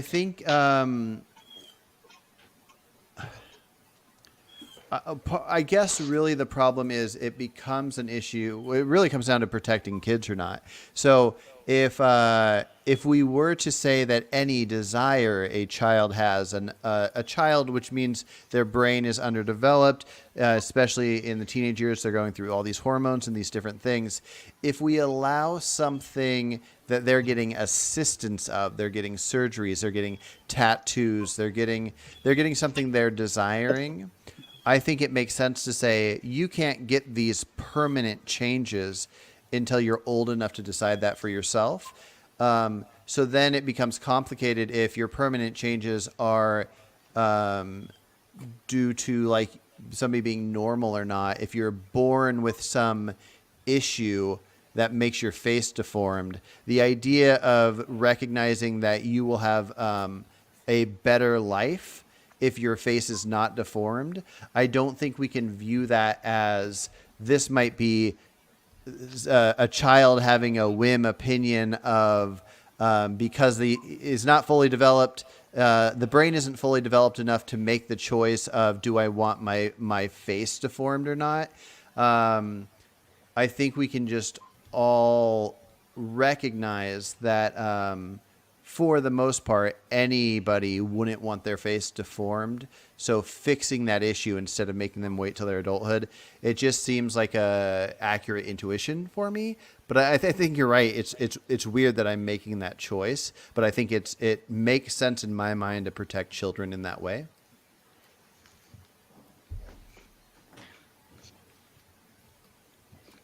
Well, Yeah. Matt, what do you? Yeah, Jeremy, you should say what you want to say. But I'm curious, Matt. After that, I'm curious because you are so pro liberty and people choosing what they choose. I want to hear after Jeremy talks if you think that this should be a parent's decision where a 10-year-old, a parent can let them make something drastic like an opinion like this, sex reassignment surgery, or do you think the cutoff should be at a certain age due to brain development? But sorry to cut you off, Jeremy. What were you saying? Yeah, I'm just like most things, it really just comes down to the consequences. So like, yeah, a kid isn't gonna have the best like ability to make choices, but that's where the parents come in, right? So you're gonna have better consequences when parents make choices for their kids. So as a parent, if you see, they have some deformed face or something, and the kid, wants to fix it, I think the parent should be able to like approve of that, I guess. Yeah. Okay. Yeah, Matt, what are your thoughts? Yeah, I mean, yeah, the trans ones were difficult for me because for me it is about consent again. And as I said before, my issues with age of consent is the fact that we've got this grey area as to when someone becomes a child that can make these decisions and when they become an adult. Sorry, a child that can't make these decisions and then when they become an adult that can. So that's one bit that makes it kind of difficult for me. But my kind of stance is if we take the same approach that we did with the child of consent thing, where we have this grey area, we have our kind of line where we say, okay, no, this point is definitely, again, the same with like the other things, like I said about like child abuse and stuff like that. We have our things we might disapprove of in the way people bring up their children. And then we have this line we cross where we say, okay, no, now this is child abuse, what you're doing, and now we can, take your child from you or whatever. And it's the same thing with stepping over that parent's authority. So basically, whenever it's a grey area, whether it's the age of the child, whether they're old enough to become an adult or young enough to not be able to make their decisions or whatever, and whether it's these grey areas up until that release point, all the time the parent has that authority, I think they would be the ultimate arbiters of all the time that it's a grey area. Now, the problem again with the transgender thing is like you gave like obviously examples of like, like the male who's got the excessive breast tissue, and if he's expressing that he wants that rid of, and his parents are in agreement that he wants that rid of, then I don't see any reason why he can't have that rid of. When you're talking about somebody who wants to be transgender, then the problem is that's a decision that the parents, I can't see how they can make an argument how they could possibly know that well enough to make that decision, and the child is still a child and can't make that decision. So again, it becomes an issue of the age of consent thing. So depending on the actual age they are and then what the parents have decided as well, but let's assuming that they're below the age or the parents still have that authority, to kind of veto them, then I don't think that the female, for example, who has got the breasts but wants to be a transgender boy, because the thing is the other thing, because again, and it also does tie to consequences a bit as well, because like Jerome said, with the consequences aspect, with that transgender girl, you can just say to her, well, look, if you just wait until you're an adult, you can have your breast lumped off and you've got the right to make that decision and you've got the capacity to make that decision. Right now, we don't trust that you can make that decision because you're not a consenting adult. You're a vulnerable child for a reason. There's a reason why your parents have guardianship over you and are making decisions on your behalf. They can't know this much about you. Like I say, the boy with the excessive breast tissue is a little bit easier. And certainly when you get into more obvious deformities where like it's, because the thing is about the parents' Well, let me authority. can I cut you off real quick? 'Cause Sorry. something interesting popped in my head. Sorry. That boy with the extra breast tissue might grow up to be a trans woman, and that breast tissue might have been great for them. Obviously, this is a rare case, but so the question comes down to, I think, do we allow this choice because the choice is being made with keeping in mind what's normal for our species? And that seems wrong, but it also seems very right in my mind. Yeah, I get what you're saying. I mean, I think the thing that I would say is because with regards to the parents' authority, they don't have authority as like owners of their children or anything like that. They're acting as guardians. Their authority, if you like, is really tied to their duty of care because they have a duty of care over this life they brought into the world. They have a certain authority over the grey areas of how to do that. You know, they can't step over the black and white line, as I said, of various things, but within that grey area, we give them the right to kind of say. Now, they're acting with implicit consent. They're basically acting on behalf of the child until it becomes an adult who can then take full ownership of their own actions because they have the proper understanding, hopefully, which is why mental, obviously, competency comes into it, and it's not just an age thing. But, you know, once they've become that, then they can do that. So the parent is, it's not like the child has, I think someone said earlier, I don't remember who, but someone said something about how we give the child less kind of consideration for their rights. It's not about having less consideration for their rights. It's just about understanding that they can't take control of their rights fully. They can't make the consent, the informed consent, and all the rest of it. They're still developing children, and until they've got that authority, it's a little bit like a drunk driver. You can't stop someone from driving normally, but you can take the keys off them if you know they're drunk because they're not in their right mind. And that's kind of how we treat children a little bit. So until they get to the point that, so the problem is with a transgender person, you're dealing with somebody, if they're below the age and below the mental competency, you know, we're deciding they're still a vulnerable child. Once we've made that decision, we're dealing somebody that we're already saying isn't of mental competency to make these decisions. So they can't give the consent. The parents can't give the consent. So for me, it is just about whether they're at that stage where they can give consent. And that's a decision that's not an exact number. It's something that we have to come to with a combination of age, mental competency that we can judge, and obviously the parents' authority if it's a grey area on those fronts. Gotcha. Sorry if that was too long-winded. No, that's great. So I would agree that like with most of that, I do think it's pretty analogous to like taking the keys away from drunk drivers as far as like how we view kids and their ability to make decisions. So I would put like the ability to transition like just by choosing at 25. But when it comes to like a medical professional viewing like a 14-year-old, you know, through all the therapy and all the doctor's visits, they view that this person is probably going to have a net increase of utility if they've transitioned. Yeah, I don't see an issue with that. My personal problem with the medical professional is you could have a medical professional that is an expert at that job, but they might have the mindset of, say, I don't know, a religious person that would not want any changes to one's body. And then you could have another medical expert that might have the opposite, where they're like, I think children at age 10 should choose any choice they ever want to. And letting a political opinion be made by somebody because they're an expert in an area, I just think I think it leaves too much room for issue. And I think that the only place that a medical professional's opinion should be is the opinion on the actual like surgery itself, not if the child is old enough for that surgery. If that makes sense. I would tend to agree with you, Carson, by the way. Okay. But yeah, it's complicated. But that's the cool thing about having these conversations. And I really hope it leads to all of us sending each other articles and studies. And by the end of this project, we're all going to be ready to be senators and lawmakers and whatnot. I hope I learn a lot from this project. Okay, so we got about 25 minutes as far as the planned time I had. And also, anybody can hop off whenever they want. If they're tired or sick of talking, go for it.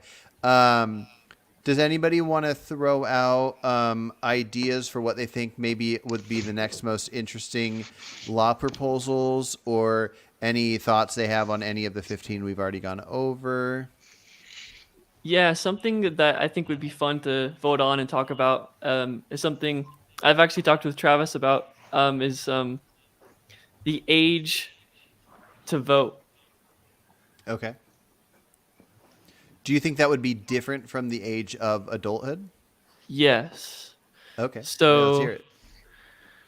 I actually don't know what my position is on this, but I think there's a compelling case to be made that like, if you're working, you should be able to vote, because your tax dollars are, you want some representation.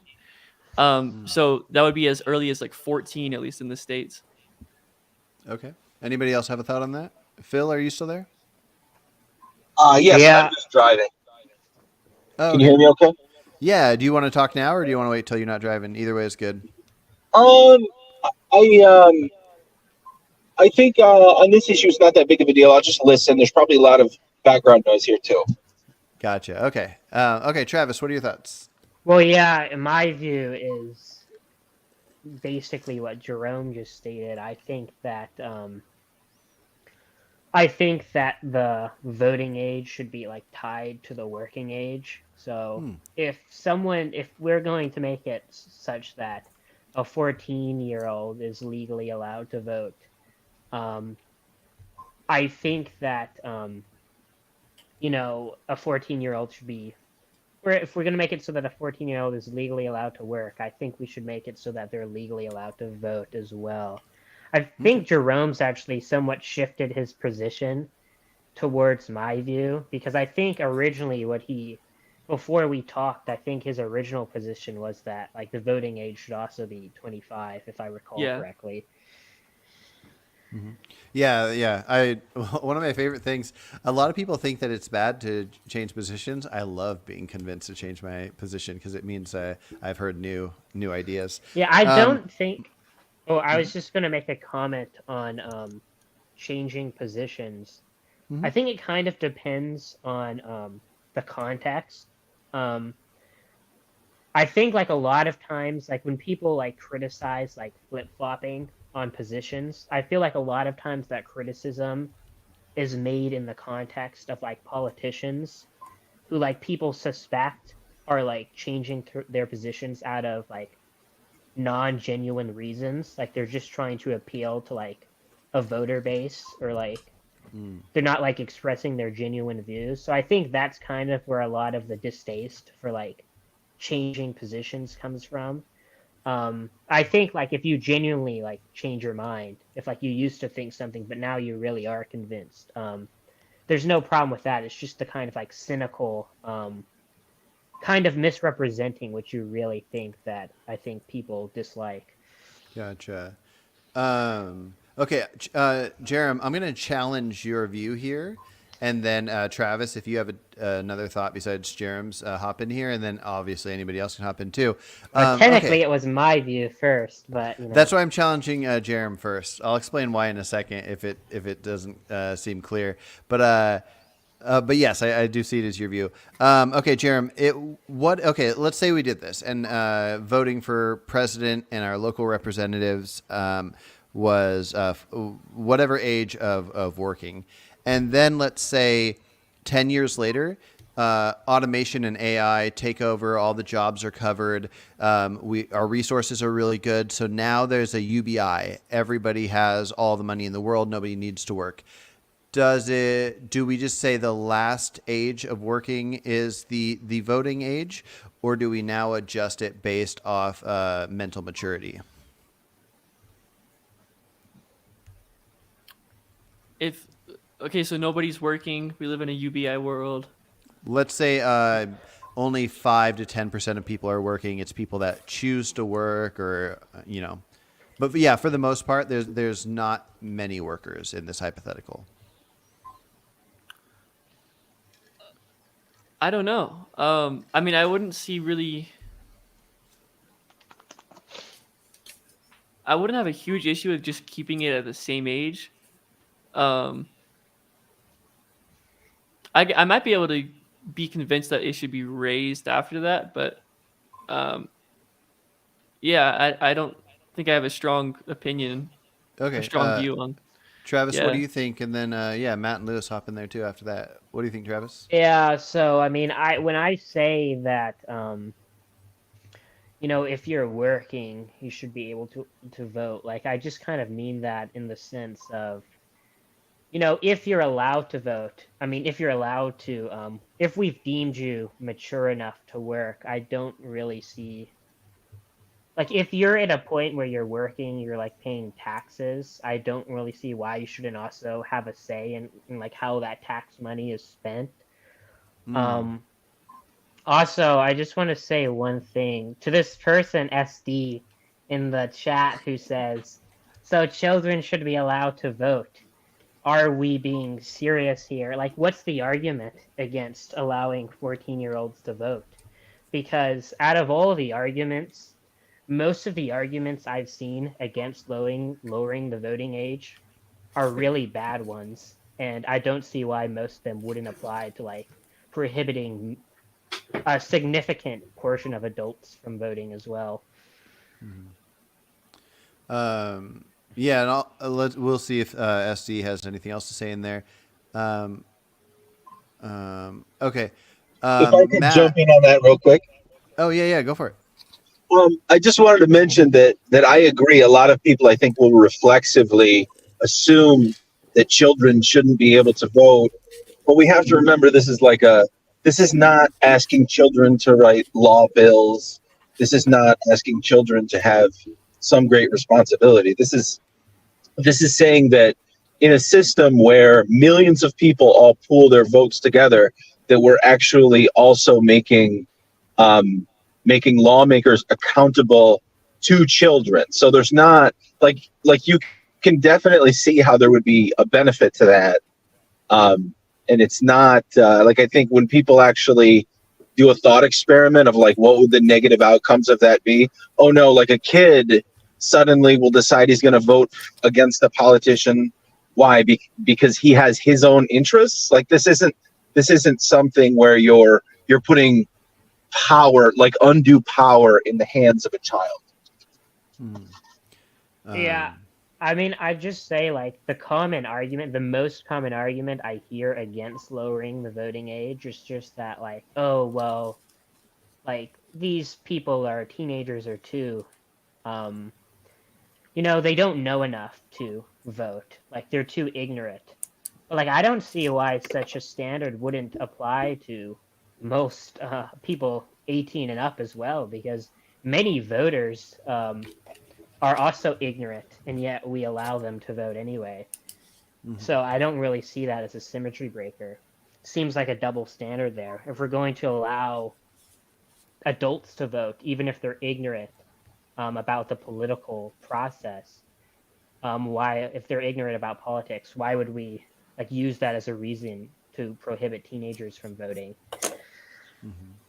Matt, what do you think?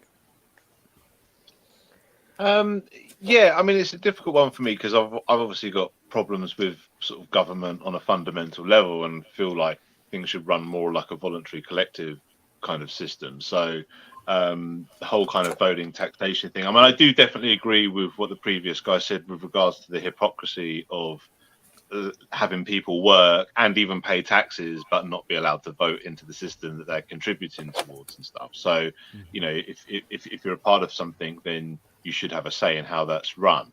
But obviously, I wouldn't have a problem with 14-year-olds having the right to vote, but for me, it would be within a totally fundamentally different system that's non-coercive. So, Gotcha. I don't have strong opinions on the voting thing because they could go lots of different ways depending on how the participants want it to be, you know. Yeah, yeah.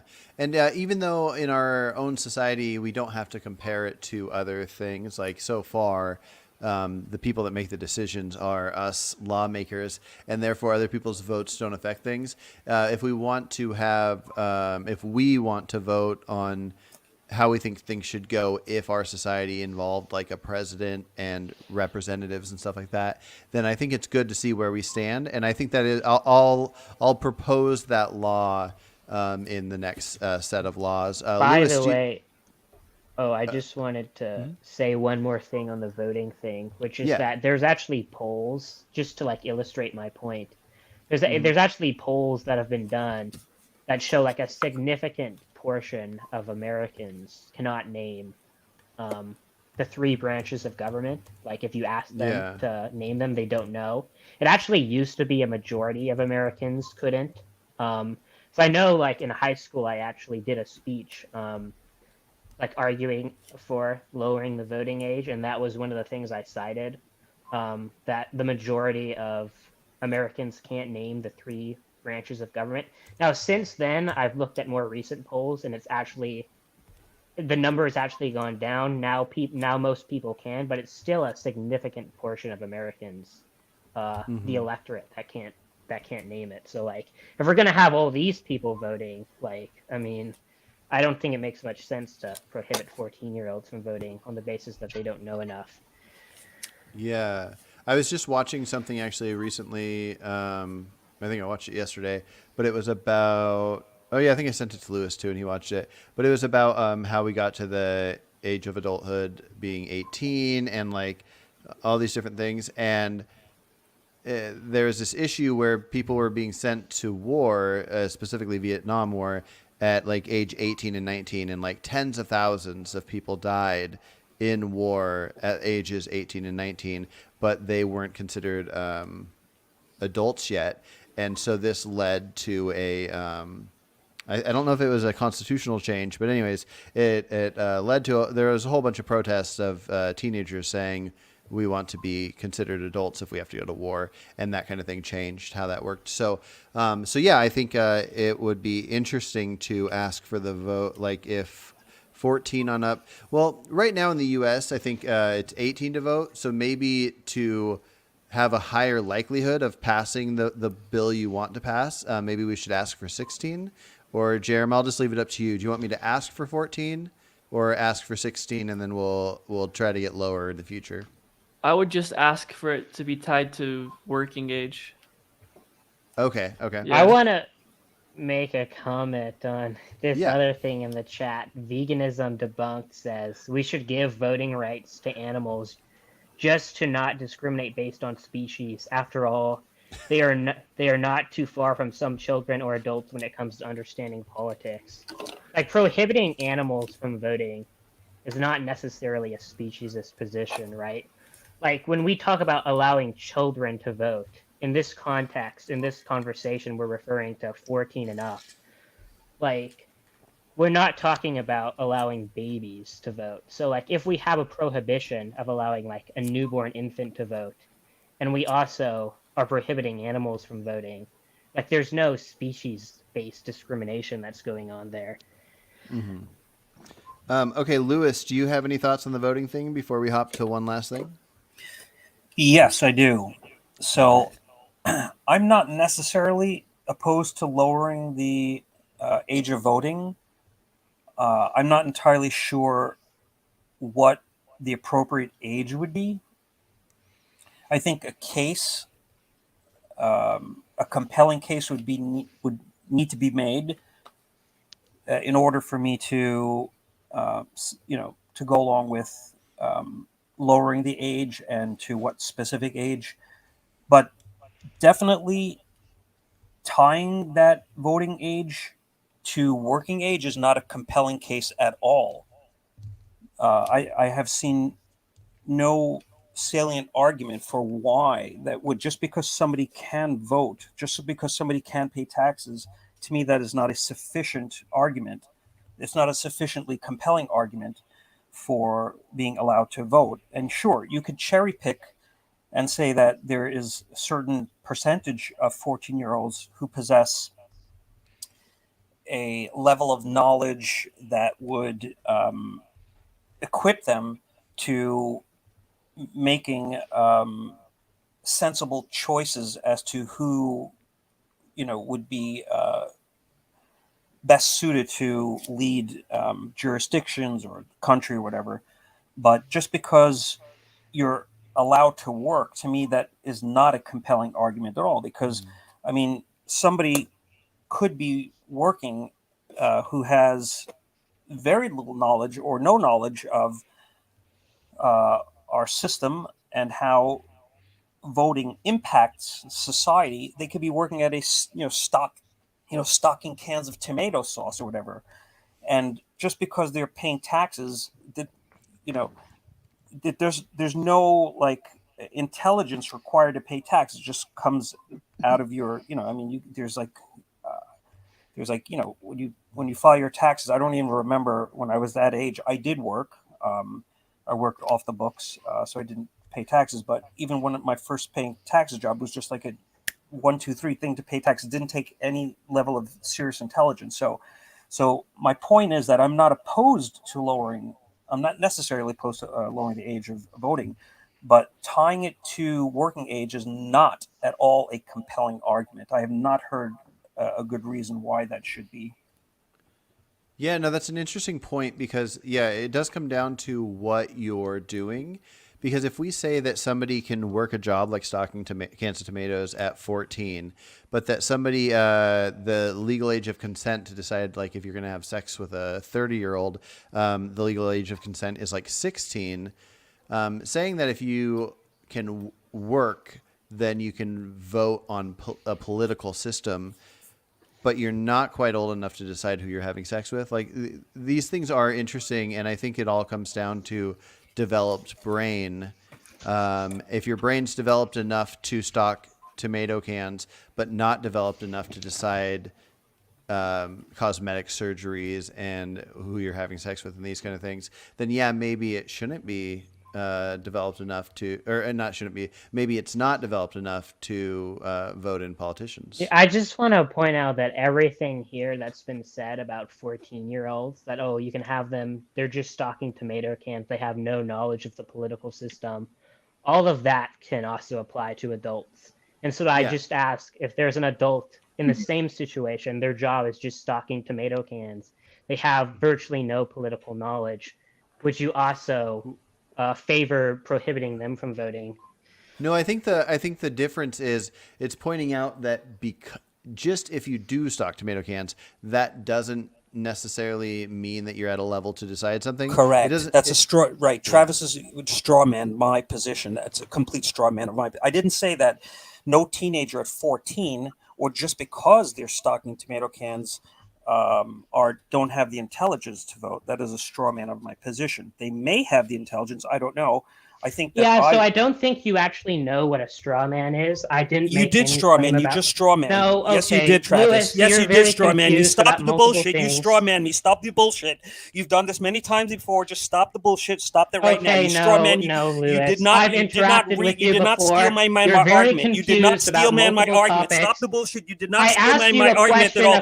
You did not steal my argument at all. You did not steal my argument at all. Okay, you're just a moron. You did not steal my argument at all. This is what every interaction with Lewis. Shut the fuck up, Lewis. Stop with the bullshit, Travis. Okay, I'm gonna stop both of you. This went so south. Okay, I'm gonna stop both of you real quick. Question. I did not. You don't know what a steel man is. I asked you a question. You understand the difference between a question and an argument? Travis, would you I didn't make any claim about your position. I just asked you a question. Please stop your bullshit. Everybody's looking at your bullshit, and they're seeing that you're bullshitting now. So please stop it. Well, hold no, on, hold you're on. just a moron. Please stop it. Please stop. Hold your on, hold on, bullshitting. hold on, hold on. No.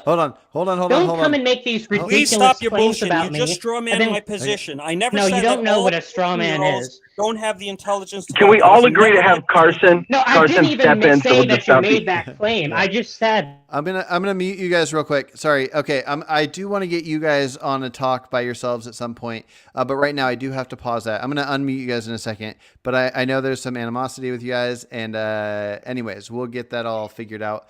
Not that it matters. You guys can. Okay. I'm gonna unmute you guys now, but let's hold off on this idea of the strawman thing or whatever.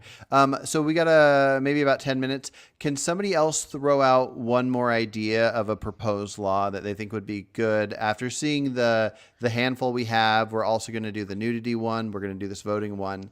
Anybody got one that they're just like, oh, I hope this, I'm curious to see what these 30 people think of this idea. Can I step? I was kind of waiting to step back into the voting thing. Oh yeah. Go for it. Throw it out. Is that okay? Mm-hmm. Yeah. I do feel I didn't learn everyone's name yet. I think it's Lewis. I think one thing he did mention, because I think I'm more in agreement with Travis, is like if the quality we're looking for is someone who is either knowledgeable about politics or intelligent enough, right? Then it is kind of like, is that really what we're looking for? Or are we simply saying that like voting is so that you enfranchise someone, you make them a constituency? It doesn't matter if they really know what they're talking about or if they're smart enough or educated enough or old enough, because competency is what you're talking about then. What might really matter is that they have a say, which means if you go after them in some way, like go after their money by taxing them, go after their rights in some way, that then they have a way at least to strike back in a productive way, which is to vote against you. You know, there's different theories about why we should enfranchise people. So like we could say, okay, no one should vote unless they show that they're over 120 IQ and that they understand history and politics. Or we could say, well, there's a chance that you should have a say because politicians and the laws they create are going to come after you. And so even if you're just a teenager, we need to give you some sort of way to have a say, to strike back, to vote for the people who are not going to come after you. Yeah. I like that. And Lewis, I'm going to have you respond to that in one sec. But what pops into my mind is Matt's stance on adulthood, which is once you hit this certain age, let's say it's 20, you're an adult no matter what. But between 14 and 19, there's this gray zone where the parents can help choose. The parents can allow a tattoo if they want, if the kid wants it and the parents want it. There's a gray zone. I almost view our government's allowing of things with people in this gray zone the same way, where we can say, you're not old enough to do these handful of things, even with your parents' permission. You're not old enough to vote, but there's a gray zone where we're saying between 14 and 19, you're old enough to have a job and do this and that if your parents let you. Because a parent could say, oh yeah, get a job at 14. I love that idea. And then that 14-year-old could vote. But then another parent could say, I don't want you to have a job. I want you to focus on school. And then they can't vote because they're not working. So I think in the same sense of adulthood, I feel the same way with the voting thing, where if I were to say there's a reason why somebody can work and not vote, is because they're in this gray zone of our society and our parents are influencing their upbringing, even if we don't think that their mental state is there yet. That's just my opinion. But yeah, Lewis, what are your thoughts on what Phil said? Yeah, like I said, I'm not necessarily opposed to lowering the age, but I do think that a certain level of competency, and what that competency is, I'm not entirely sure. I haven't put really much thought into what that would be, but I think a certain level of competency in understanding how your vote impacts society, et cetera, et cetera. So I do think that a certain level of competency is important, maybe crucial, because simply participating in our society as being maybe the main reason why we should be able to vote, I'm just not convinced that. To me, that's not a compelling enough argument, and certainly not just because you're at the age of voting. I'm sorry, just because you're at the age of working. To me, that I just don't see that as a compelling argument. And so, but I could be convinced otherwise, right? Like if I could be presented with a convincing argument, I could be persuaded. There's no question about that. But what would persuade you if there's a hypothetical thing that you aren't aware of, but if somebody made you aware of it and it was a fact, what about a 14-year-old that would need to become a fact of a 14-year-old is allowed to work, but then also something that you could describe in a one sentence about their mental capacity that would make you go, okay, I have been convinced. Okay, so I think if I'm understanding your question, I think what would compel me perhaps to say that 14-year-olds should be allowed to vote is in a society where we taught, let's say in grade school, civics and other, other things. There were classes on civics and other things that would, give people the knowledge, give these young people the knowledge as to why voting is important, what their vote could mean. So in a society where that is the norm, then I would say that lowering the age to 14 would probably make sense to me. And yes, it would still be on the basis of having, some sort of a knowledge, competency. But I could see in a society where we teach such things that lowering age would make a whole lot of sense to me, but not just because in our current society, not just because somebody's working. I just don't find that a compelling argument as to why we should lower the age to that particular age. Gotcha. Okay, so Phil, let's do one last thing. So and then we'll hop off here in a few minutes. Phil, do you have a recommended a proposal to vote on? And then if you do have one, we could each go through and say a quick sentence about it, and then we'll call it good for this talk. That is if Phil is still there. Phil might not still be here. I was going to ask you, Matt, but I know that in general you don't like laws at all. So let's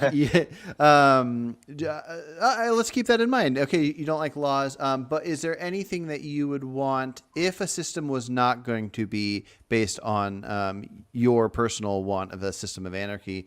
If it was going to be, and sorry if I misrepresented that with the word anarchy, but if it was going to be based on something like this with a group of 30 lawmakers making laws, is there anything that you would want to make legal or illegal that you haven't seen within our first 15? Well, I mean, just to clarify my position, it's not that I don't like laws; it's that I don't like arbitrary laws. So, the system I proposed isn't a lawless one; it's one where law is based on the concept of individual self-ownership. So it's one that's kind of like self-evident from that principle. So rather than us voting on individual laws, my ideal world would be more about interpreting that principle for certain situations. Okay, well, has the principle been violated or not? And that would tell us whether or not it's a crime or not. So that's kind of like how I approach. So like with each individual thing, that's how I try to approach each individual situation. I'm like, okay, so based on the concept of individual self-ownership, is what we're talking about a crime? Do we have a right to make a law against it? That doesn't mean I necessarily agree with it, but that's how I'm approaching my, every kind of individual. Should it be illegal or not? For me, the answer is, it's not like my subjective preference or opinion or something that should be down to cultures and stuff like that. For me, it should be something that we can almost deduct mathematically if we have the presupposition that everybody has right over only themselves. Gotcha. Okay. And yeah, I and we can propose get that as a law. yeah. Travis, do you have one that you want to propose that everybody votes on? Like a new law. Yeah.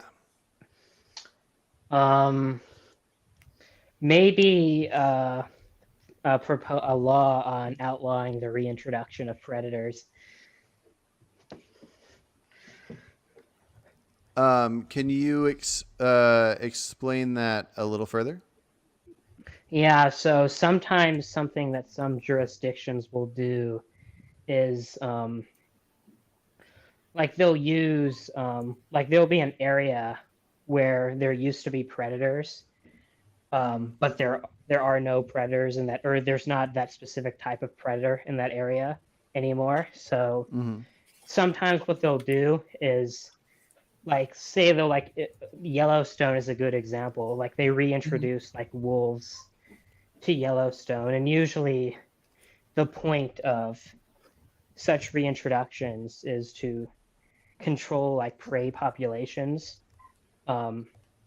So that could be a proposal to like outlaw using that as a population control method.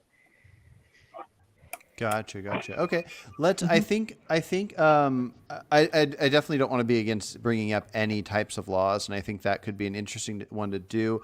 It might be worth having like a 2 or 3 people discussion where we like look over a situation where it happened, and maybe hold off on that one for a little bit. Is there anything that that might feel a little more basic? It can be animal related. But that wouldn't involve a wild amount of research. Well, maybe one topic could be like kind of a basic political idea would be, I don't know, maybe something like universal healthcare. Should like we have healthcare like paid by the government, or should that be like a Okay. free market endeavor? So maybe something like that. Okay, yeah. Let's do that. Okay, so Matt, what do you think? We'll probably hop off here in like 10 minutes. So how about do a 1 or 2 minute? What's a quick stance you have on if a good society would have the government taxing people to be able to pay for universal health care?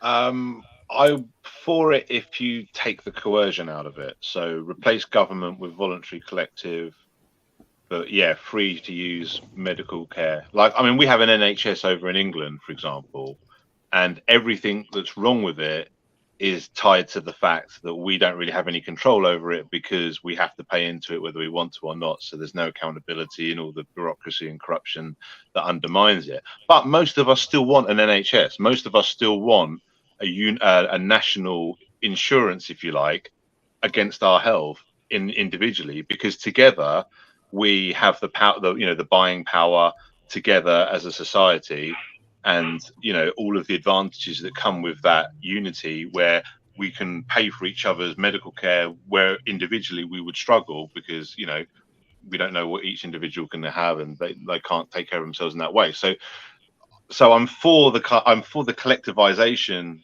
rather than just letting it down to like a free market, every man for himself, insurance companies, stuff and all that. I am for that, but I would only want to do it on a non-coercive basis. Okay. Lewis? So, if by what if by universal healthcare, what one means by that is that, because I've heard different people have different concepts of that, but if it means that everybody would be entitled to government paid health care, I think that there have to be some caveats. First thing that comes to mind, and it wouldn't necessarily be the only caveat, but it would have to be like means tested, in the sense that I don't think that wealthy people, millionaires and billionaires, should just be able to get coverage, on the the dimes of everybody else, because I think that the reason why universal health care would be important is really mainly for people who just can't afford it on their own. That's my idea of it. And so I would say that the most important caveat is that it's means tested. Okay. Jerem? I was spacing out.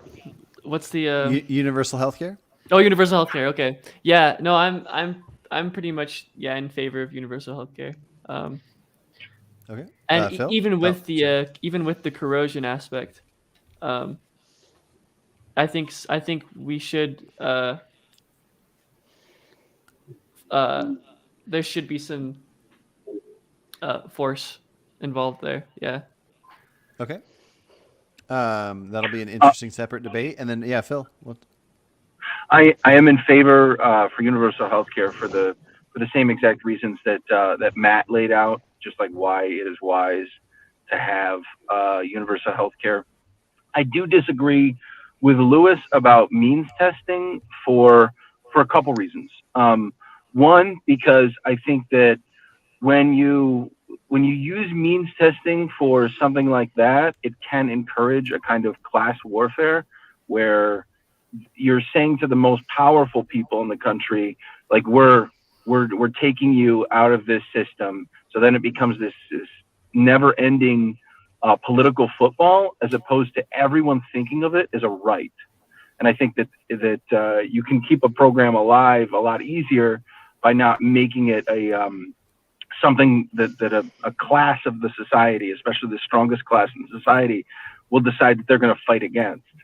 And the other issue with it is, if they are truly wealthy, if they don't truly need it, then it's the same problem with universal education, is that they're not going to use the free version. They're going to have their own gold-plated health insurance.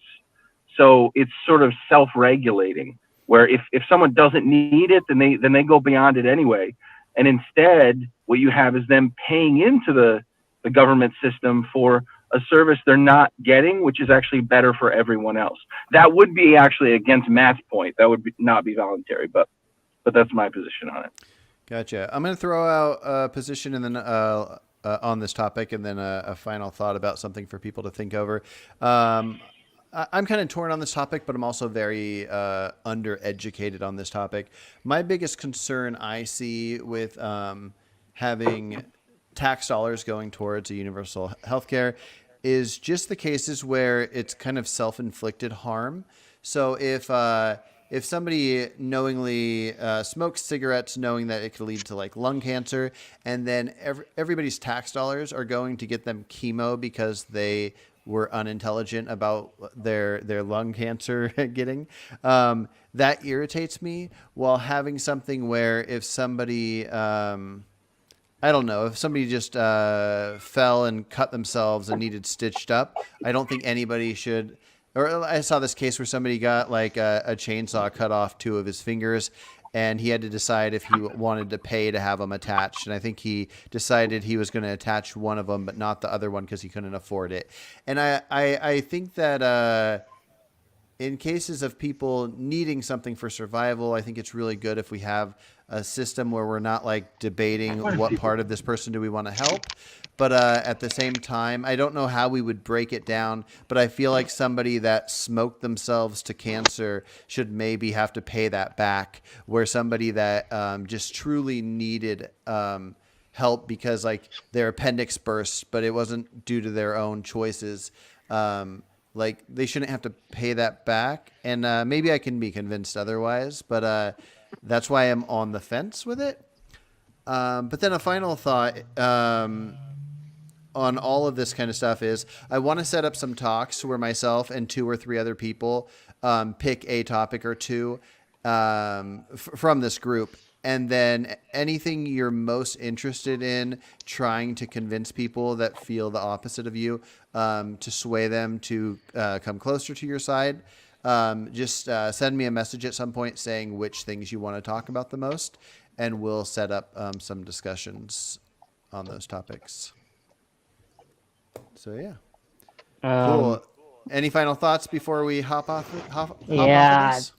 To this Nikki person in the chat who says that I sound like Jack Ingstrike, you're like the 3rd or 4th person now to tell me that. So Who is that? Who's Jack Engstrike?